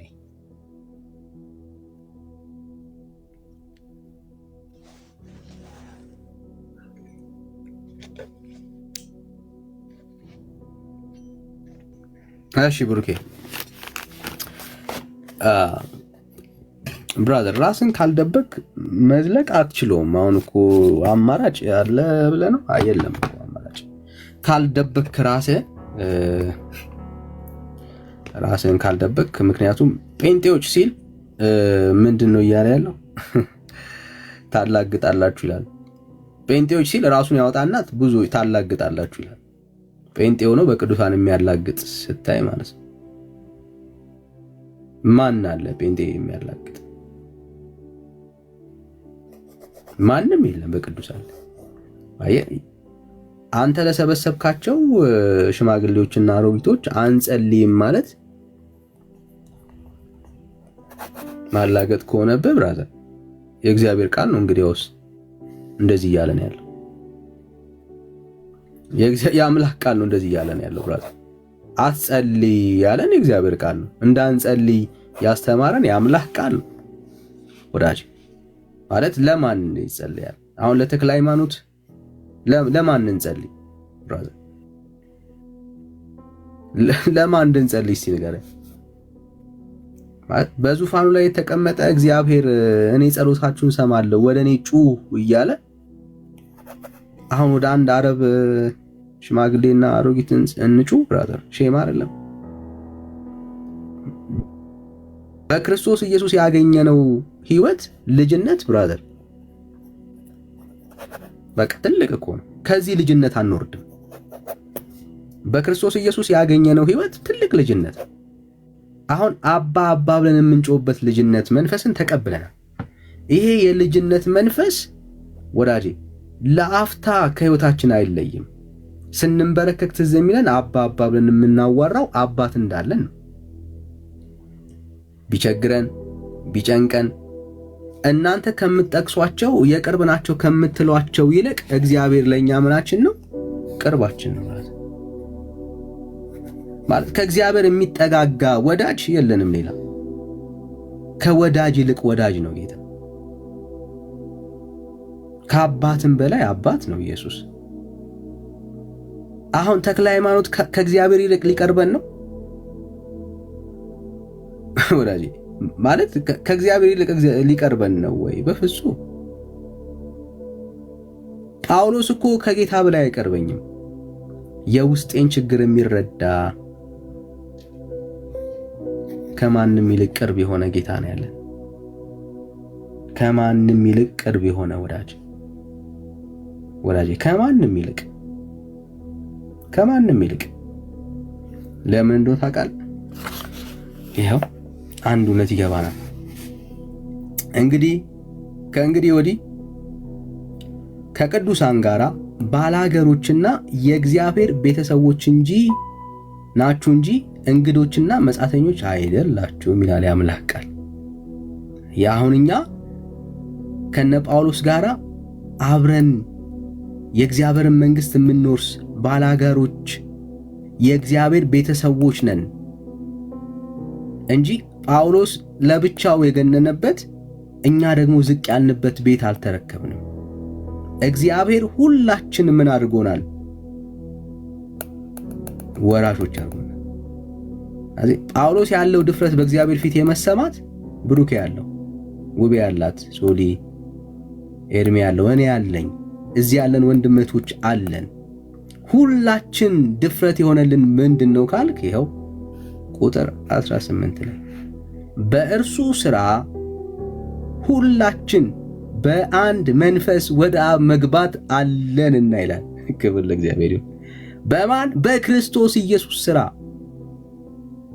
የገሌ የሚባል የለም ወደ አብ የመግባት ድፍረት ያለው ለብቻው ማለት ነው። ጳውሎስ የገባበት ድፍረት እኛ አለን። ጴጥሮስ የገባበት ድፍረት አሁን በክርስቶስ ኢየሱስ የሚያምኑ ቅዱሳን አላቸው። ሁላችን በማን ሥራ ነው በእግዚአብሔር ቤት ያለ ነው? በአንዱ በእግዚአብሔር ልጅ በክርስቶስ ኢየሱስ በመስቀል ሥራ ሁላችን ወደ አብ የመግባት ምን አለን? ድፍረት አለን። ድፍረታችን የእግዚአብሔር ልጅ ኢየሱስ ክርስቶስ ነው። ይኸው ሌላ የለንም ብራዘር። ስለዚህ ከቅዱሳን ጋር እንግዶች፣ መጻተኞች፣ ባላገሮች ምናምን አይደለንም። አብረን የእግዚአብሔር ቤተሰቦች መንግስቱን ወራሾች ነን። ክርስትና ይሄ ነው። የአረብ ሀገር ሽማግሌዎችንም አሮጊቶችንም ሰብስበ እነሱ የቅርብ እኛ የሩቅ የሆንበት መንግስት አለን እንዴ ወዳጆች? የለንም። እነሱ የቅርብ እኛ የሩቅ የሆንበት መንግስት የለንም። እግዚአብሔር ለነሱ በጣም የቀረበ ለኛ ደግሞ የራቀ እግዚአብሔር የለንም። የመሰማት ድፍረታችን የእግዚአብሔር ልጅ ኢየሱስ ክርስቶስ ነው። ስሙ ይባረክ። ሁላችን በአንድ መንፈስ መግባት የሆነልን በእግዚአብሔር ልጅ በክርስቶስ ኢየሱስ የመስቀል ሥራ ነው። ክርስትና ነው። ይህንን ደግሞ ሁላችንም ተቀብለናል። ጻድቃን ቅዱሳን ብለን ለብቻቸው የምናስባቸው ሰዎች የሉም። ጻድቃን ቅዱሳን ስንል ሁሌ የሚመጣው ከራሳችን ነው የሚጀምረው። የጸደቅነው የተቀደስነው በክርስቶስ ኢየሱስ በመስቀሉ ሥራ ነው እና ይሄ ሥራ ለሁላችን ድፍረት ሆኖልናል። እና እዚህ ያላችሁ ኦርቶዶክሳውያን በእግዚአብሔር ፊት እንደው በምን አቅሜ ነው መግባት የሚሆንልኝ የምትሉ ሰዎች አላችሁ። ኑ በክርስቶስ ኢየሱስ እመኑ። ድፍረታችሁ ይሆናችኋል። አቅማችሁ ጉልበታችሁ ይሆናል ኢየሱስ። እና በክርስቶስ ኢየሱስ ካላመናችሁ የእግዚአብሔር ልጅ ካልሆናችሁ ድፍረት አይኖራችሁም። ሁሉ ጊዜ የእግዚአብሔርን መንግስት እናንተን የምታዩት አርቃችሁ ነው የምታዩት። ሁሌ አርቃችሁ ነው የምታዩት። እና ወደ እግዚአብሔር ሐሳብ እንድትመጡ በጌታ ፍቅር እናበረታታችኋለን። ኑ ወደ እግዚአብሔር መንግስት፣ ኑ ወደ ኢየሱስ። ይሄ ነው መልእክታችን።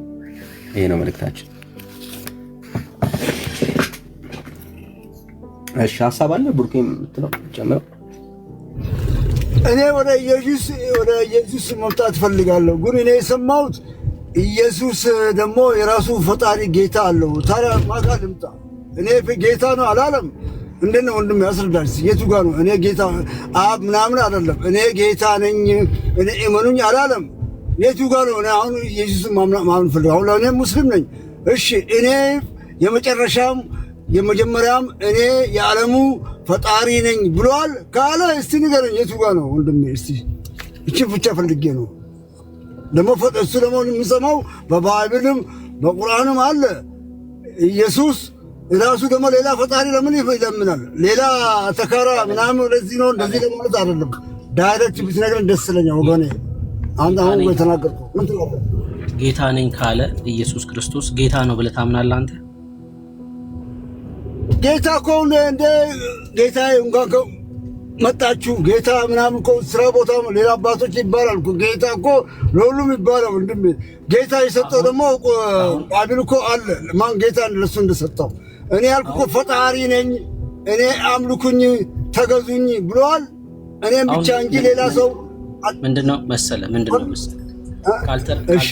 ካልተረጋጋክና ካልሰማህን ምንም ትርጉም የለው መጫወቻው ነው። አራተትም እኮ ሌላ ያልኩ። እሺ ንገረኝ። እሺ አንተ አሁን ለምሳሌ ሱፐርቫይዘር አለ መናጀር አለ አይደል? አዳምጠኛ። እሺ አዳምጠኛ ወንድሜ ሰማን እንጂ እኛን ምንድነው አዳምጠኝ ልትጠይቅ? እሺ ሰው አዳምጥ መጀመሪያ። እሺ ጌታ ነኝ ያለበት ካለ አልክ ከሰጠው ጌታ ነኝ ያለበትን ከሰጠው ጌታ ነው ትላለህ አንተ? የመጀመሪያው እሱ ነው። ጌታና ፈጣሪ ልዩነት አለው? ጌታ ነኝ ያለበትን ካሳየው ጌታ ነው ትላለህ ወይ? እሱ ነው ጥያቄ። እየነገርኩህ ነው እኮ ጌታ ያደረገው ደግሞ እኮ ወንድም በረበዳምጣ አይዞህ ረጋ በል አለም መሰለህ። አንዳንድ ጊዜ እውነቷን አንዳንድ ነገር ሲናገር ትንሽ የሚሸመቀቅ ነገር እኛ ለመማመር አንዳንዱ ሰው ደግሞ ህሊና ያላቸው በጥሩ ነገር መንገድ እንዲይዙ ነው። አየኛ እንሸማቀቅበት ጌታ የለንም። እሺ በቃ ችግር የለውም። አሁን እሱን ተውና ጌታ ነኝ ካለ ኢየሱስ ራሱ ጌታ ነው ብለህ ትቀበላለህ ወይስ አትቀበልም? ትቀበላለህ ወይ? የማን ጌታ ነው? ኦኬ የዓለማት ጌታ ነው አለ። እኔ ጌታ ነኝ ያለበት ካለ ትቀበላለህ ወይስ አትቀበልም ነው ጥያቄው።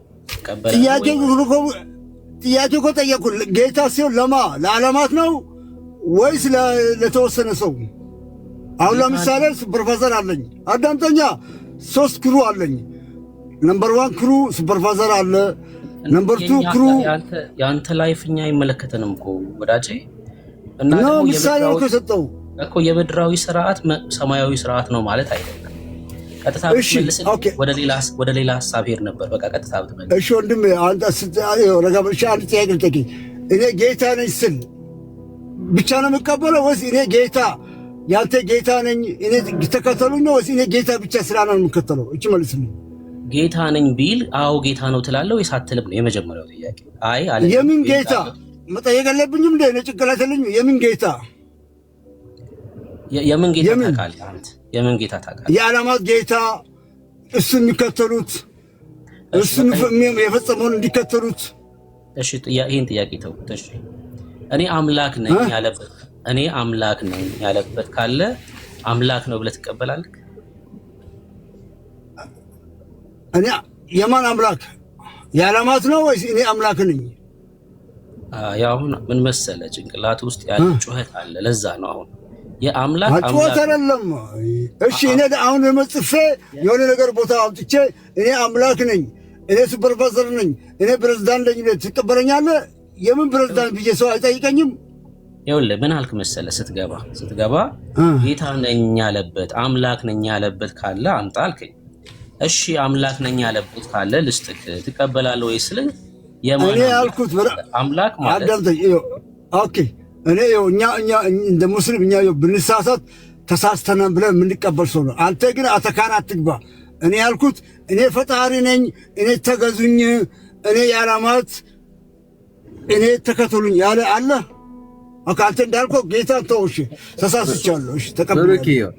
ብሩኪዮ አይ ቲንክ ሂ ኢዝ ናት ሬዲ። እና ለምን የእሱን አምላክ ለምን አይነግረን? ብራዘር ለምን አይነግረን? የእሱን አምላክ ልንገርህ። እኔ ብቻ ይጎራ የኔ አምላክ አዳምጠ ቁሉ አላሁ አሐድ አላሁ ሰመድ ለም የልድ ወለም ይውለድ። እችም ብቻ ጂሰስ ብሏል። ቁሉ አላሁ በላቸው እኔ አንድ አላህ ነኝ እያለ ነው።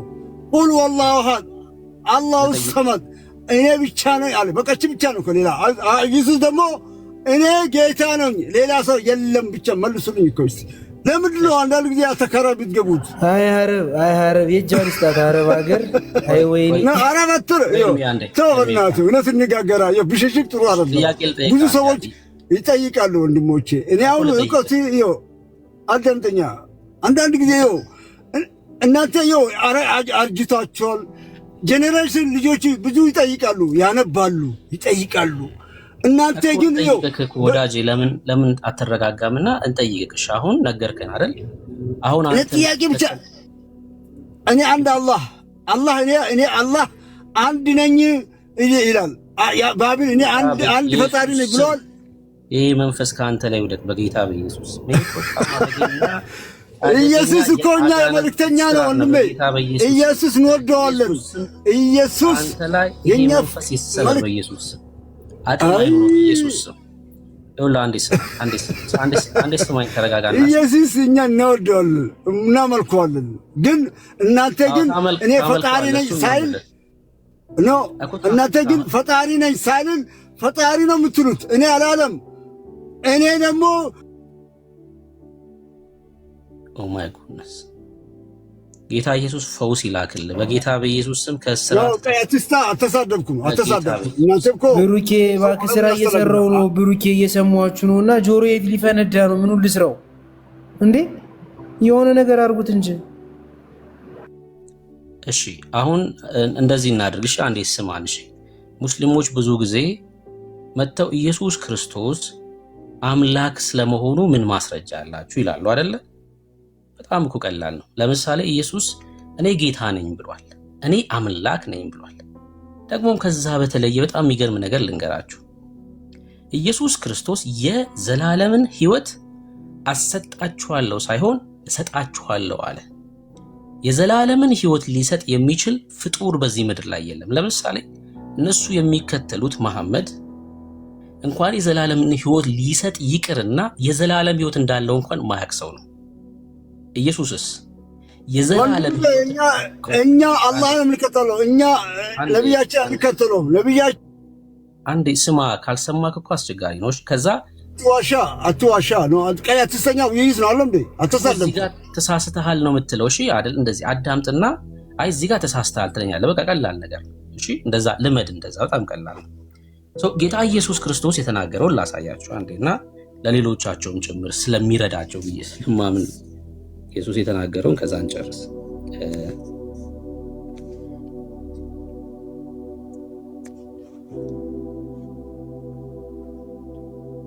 ክብር ለኢየሱስ ይሁን። እሺ በዮሐንስ ወንጌል መጽሐፍ ምዕራፍ 13 ላይ እንደዚህ ይላል። ተመልከቱ። ዮሐንስ ወንጌል መጽሐፍ ምዕራፍ 13 ይኸው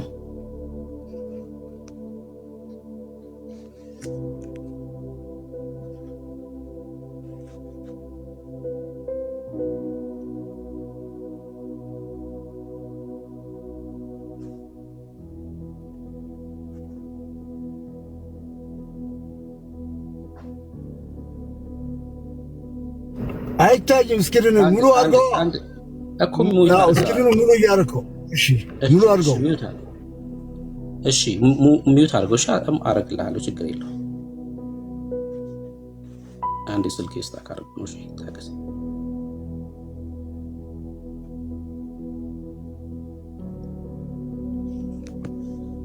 ይኸው ሚውት አድርገው። እሺ ወንድም ማለት ዮሐንስ ወንጌል መጽሐፍ ምዕራፍ 13 ቁጥር 13 ላይ እንደዚህ ይላል፣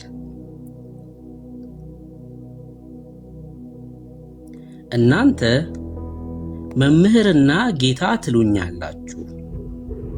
ከላይ ጀምር። ከላይ የጀመርክና ከስንት ከላይ ጀምር። ኦኬ። ከዛ ከላይ ጀምር። ቀጥላው። እሺ ሚውት አድርገው። እሺ እግራቸውንም አጥቦ ልብሱንም አንስቶ ዳግመኛ ተቀመጠ፣ እንዲህም አላቸው፣ ያደረግኩላችሁን ታስተውላላችሁን? እናንተ መምህርና ጌታ ትሉኛላችሁ፣ እንዲሁ ነኝና መልካም ትላላችሁ አለ ጌታ። እዚህ ክፍል ላይ ምን አለ?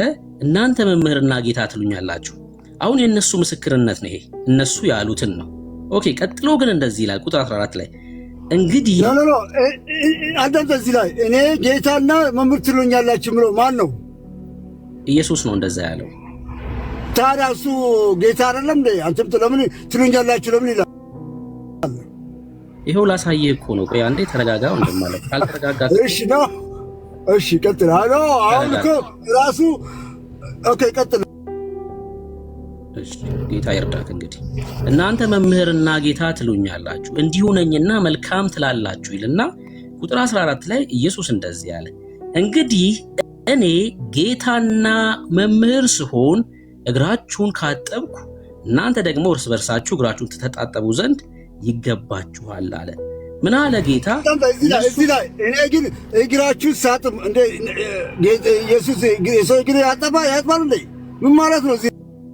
በቃ ታችሁንና አውራ። አሁን ትችላለህ፣ አውራ። በቃ አሁን እዚህ አይነት ሰው ከባድ ነው። በኢየሱስ ይሄ መንፈሱ ነው መገሰጽ ያለበት። መጀመሪያ መውደቅ አለበት።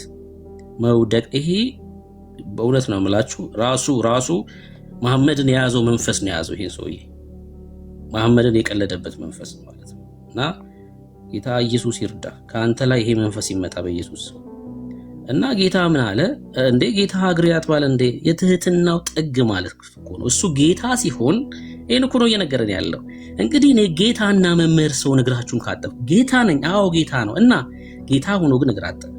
የትህትና ተምሳሌት፣ የትህትና ጥግ ማለት ነው።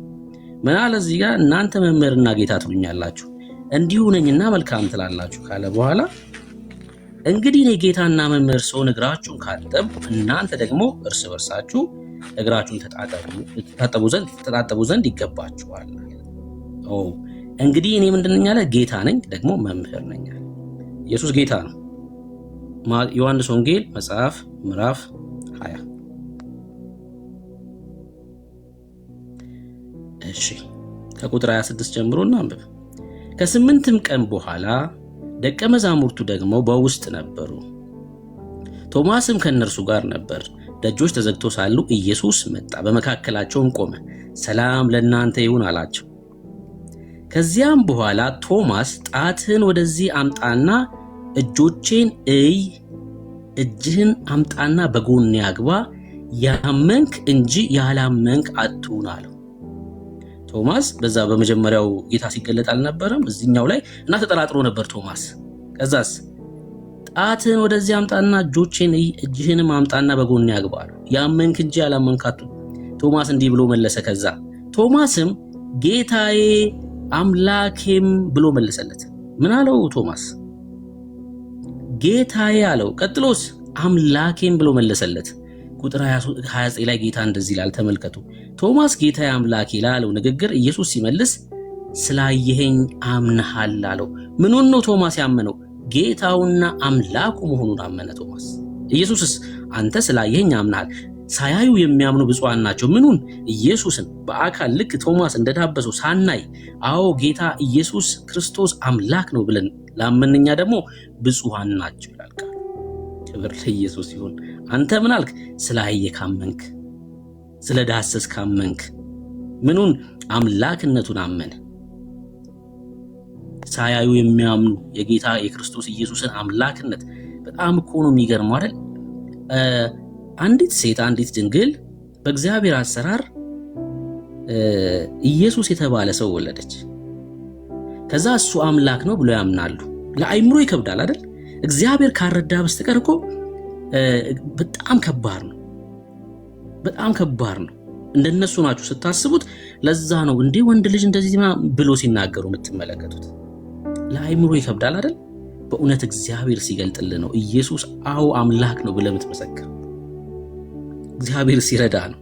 እና ምን ይላል ኢየሱስ? አዎ አንተ ስላየኸኝ አመንክ። ሳያዩ የክርስቶስ ኢየሱስን አምላክነት ሳያዩ እነርሱ ደግሞ የሚያምኑ ብፁዓን ናቸው ብሎ ጌታ ተናገረ። እንቀጥል። ሌላ አንድ ጥቅስ ልጨምር እዚሁ ዮሐንስ ላይ ሳንወጣ ምዕራፍ 10 ጌታ ኢየሱስ ክርስቶስ እንደዚህ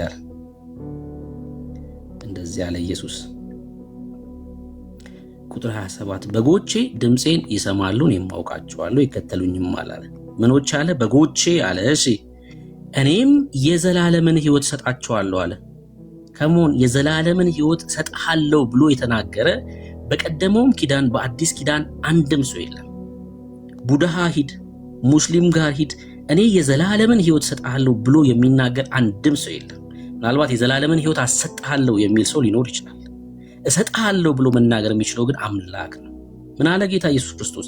እኔም የዘላለምን ሕይወት እሰጣቸዋለሁ፣ ለዘላለምን ምን አይጠፉም፣ ከእጄ ማንም አይነጥቃቸውም አለ ኢየሱስ ክርስቶስ። የዘላለምን ሕይወት የሚሰጥ ነው ጌታ ኢየሱስ ክርስቶስ። መሐመድ የዘላለም ሕይወት ይሰጣል? ከሞን መሐመድና ኢየሱስ እኩል ነው በለኝ ከዚህ በኋላ አትልም። አቅም የለህም አትልም። ሲጀምር እኩልም ሊሆኑ አይችሉም። መሐመድን አብኩቶ ጠፍጥፎ የሰራው ኢየሱስ ክርስቶስ ነው። ምንም ልቡ በመታበዩ ለማይረባ አይምሮ ተላልፎ ቢሰጥም የክርስቶስ ኢየሱስ የእጁ ስራ ነው። መሐመድ የእጁ ስራ ነው። ኢየሱስ የዘላለምን ሕይወት የሚሰጥ ነው። የዘላለም ሕይወት የሚሰጥ ነው። ስለ ኢየሱስ ክርስቶስ ሐዋርያቱ ምን ብለው ተናገሩ? ይኸው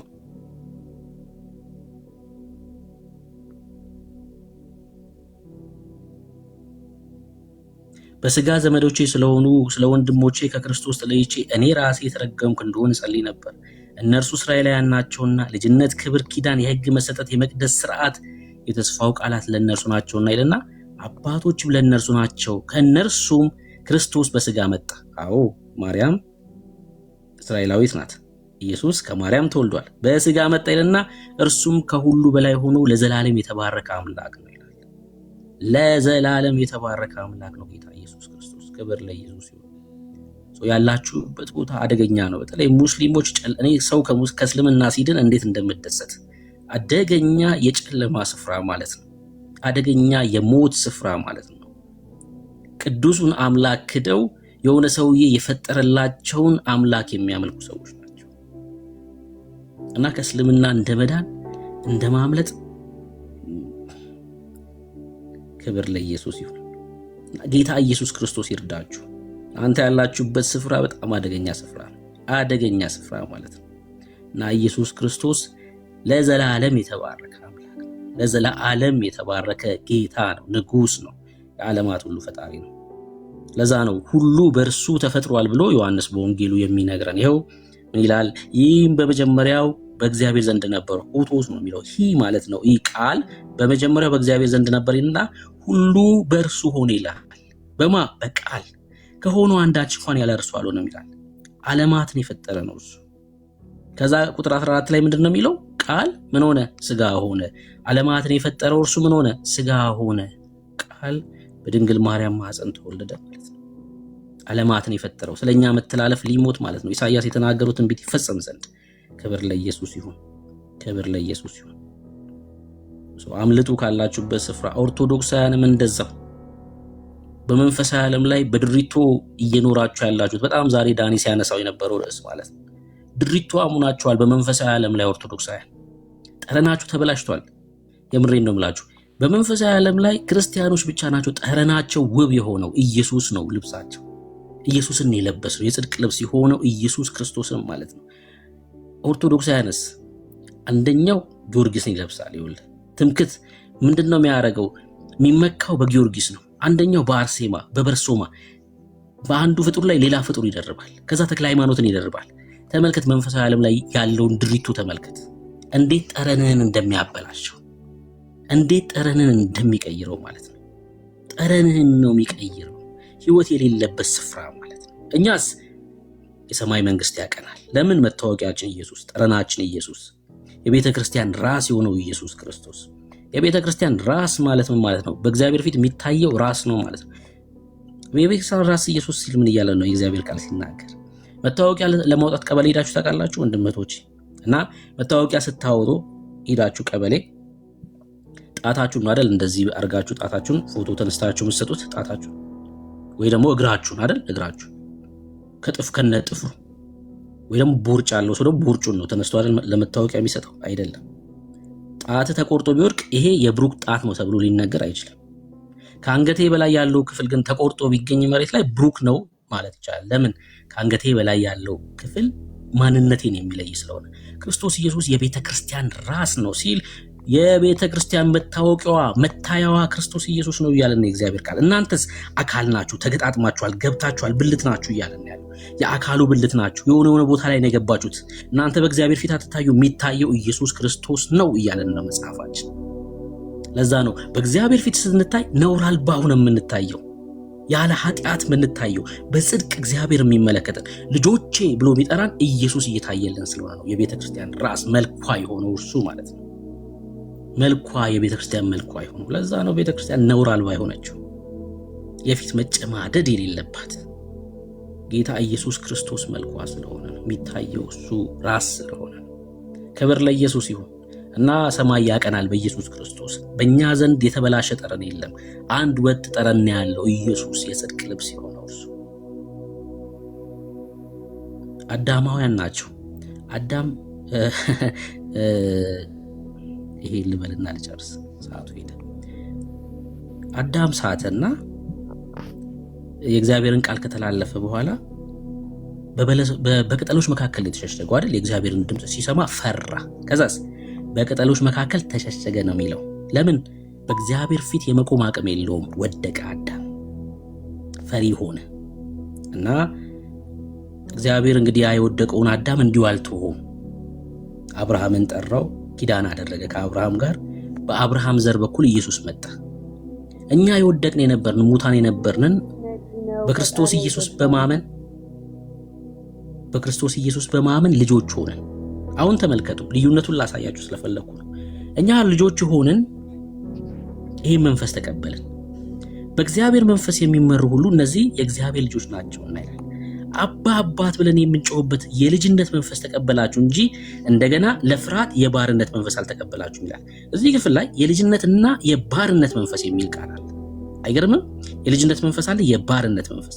ይሄ የልጅነት መንፈስ አባ አባት ብለን የምትጮህበት መንፈስ ነው እንጂ እማ እማ ብለን የምትጮህበት መንፈስ አይደለም። አጎቴ አጎቴ ብለን የምንጮህበት መንፈስ አይደለም።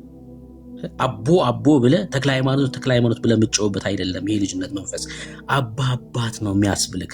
የባርነት መንፈስ ደግሞ አዳማውያን ያላቸው መንፈስ ነው። የፍርሃትና የባርነት መንፈስ ይላል። ለምን መስላችሁ? ይሄ ፍርሃትና የባርነት መንፈስ ያላቸው በእግዚአብሔር ፊት የመቆም አቅም የላቸውም። አዲስ ፍጥረት አይደሉም እና ፈሪዎች ናቸው። አዳም የእግዚአብሔርን ድምፅ መስማት ስላልቻለ በቅጠሎች መካከል እንደተሸሸገ ሁሉ እነዚህ ፍጥረታውያን የሆኑ ሰዎችም በነጣጦስና በነማርያም በነጊዮርጊስና በነጊጋር ስር ተሸሽገው ነው ያሉት። ለምን? የፍርሃትና የባርነት መንፈስ የተቀበሉ ስለሆኑ ተሸሽገው ያሉ ሰዎች ናቸው። ልክ እንደ አዳም ማለት ነው። በቅጠሎች መካከል እንደተደበቀው እነሱም ከእግዚአብሔር ቁጣ ያስጥሉናል ብለው የሚያምኑት እነማንን ነው? ለእግዚአብሔር ቅርብ ናቸው ብለው የሚያምኗቸውን እነዚህን ፍጡራን እና የፍርሃትና የባርነት መንፈስ ተቀብለዋል። ይህ ፍርሃትና የባርነት መንፈስ ደግሞ በመንፈሳዊ ዓለም ምን ያደርጋል መሰለ? ጠረንን ያቆሽሸዋል፣ ያበላሸዋል፣ ድሪቶ ነው የሚያስለብስ። እግዚአብሔርም በእነሱ በኩል አያውቅም። በእነሱ በኩል ጸልዬ እገባለሁ ብትል እግዚአብሔር አያውቅም። እና ይህ ፍርሃትና የባርነት መንፈስ ማለት የወደቀው አዳም መንፈስ ማለት ነው። በእግዚአብሔር ፊት መቆም የማይችለው መንፈስ ማለት ነው። ለዛ ነው ኦርቶዶክሳውያን ወደ ፍጡር ሲጸልዩ ከተመለከታችሁ አልዳኑም ማለት ነው። የዳነ ሰው አባ አባት ነው የሚለው። ያልዳነ ሰውስ ማርያም ማርያም ይላል፣ እማማ ይላል። ያልዳነ ሰው ጊዮርጊስ ጊዮርጊስ ይላል። የዳነን ሰው በምን ታውቃለህ? አባ አባት ነው የሚለው። ለምን? የተቀበልከው የልጅነት መንፈስ አባ አባት የሚያስብል ስለሆነ። ክብር ለኢየሱስ ይሁን። ክብር ለጌታችን ለኢየሱስ ክርስቶስ ይሁን።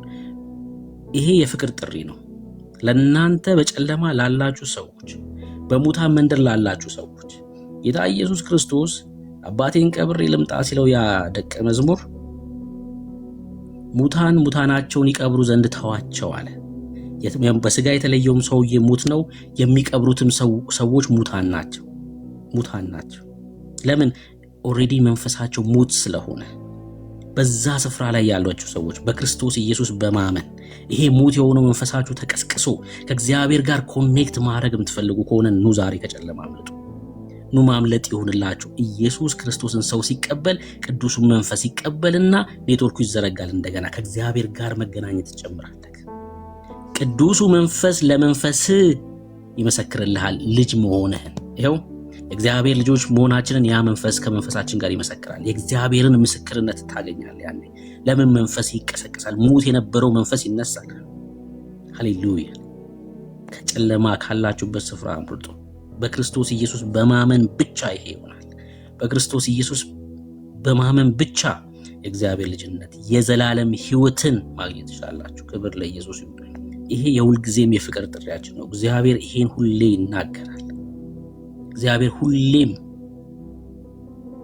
በክርስቶስ አምናችሁ ከኃጢአታችሁ ታጥባችሁ የእግዚአብሔር ልጆች እንድትሆኑ የእግዚአብሔር ጥሪ ነው። ተባረኩ። ወዳችኋለሁ። ዳርዬ ተባረክ።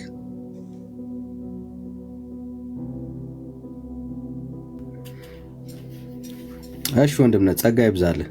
ተባረክ። የሆነው መልእክታችን እሺ ቲክቶክ 10 ስገባ ስታወራ ነበርና እና እስቲ ግባ ና ግባ።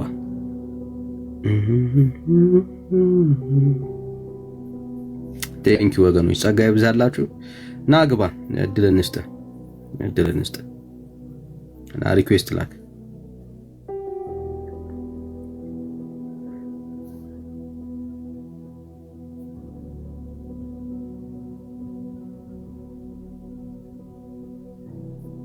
አለ አንድ ሙስሊም አለ በቃ እኛ ሙስሊም በጣም ትክክለኛ ቤተ እምነት ነው ብሎ የሚያምን ሰው አንድ ሰው ካለ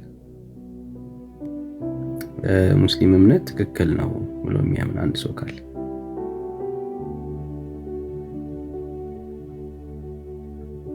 አንድ ሰው አለ ሙስሊም ትክክል ነው እምነቴ ብሎ የሚያምን እኛ ጋር እውነቱ ያለው ብሎ የሚያምን ካለ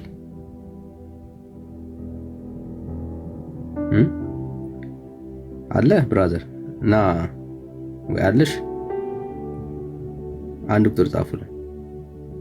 በጣም እኔማ ሙስሊም ነኝ እኛ ጋርማ በጣም እውነት ነው ያለው ምናምን ብሎ የሚያምን ሰው ካለ ማለት መጽሐፋችን ትክክል ነው ብሎ የሚያምን አንድ ሰው ካለ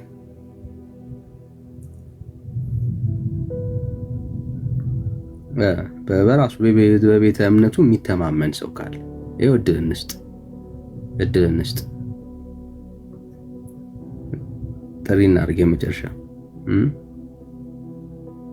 አንድ ሙስሊም ነው ቤተ እምነቴ ልክ ነው ሃይማኖቴ ልክ ነው መጽሐፌ ልክ ነው ብሎ የሚያምን አንድ ሙስሊም ካለ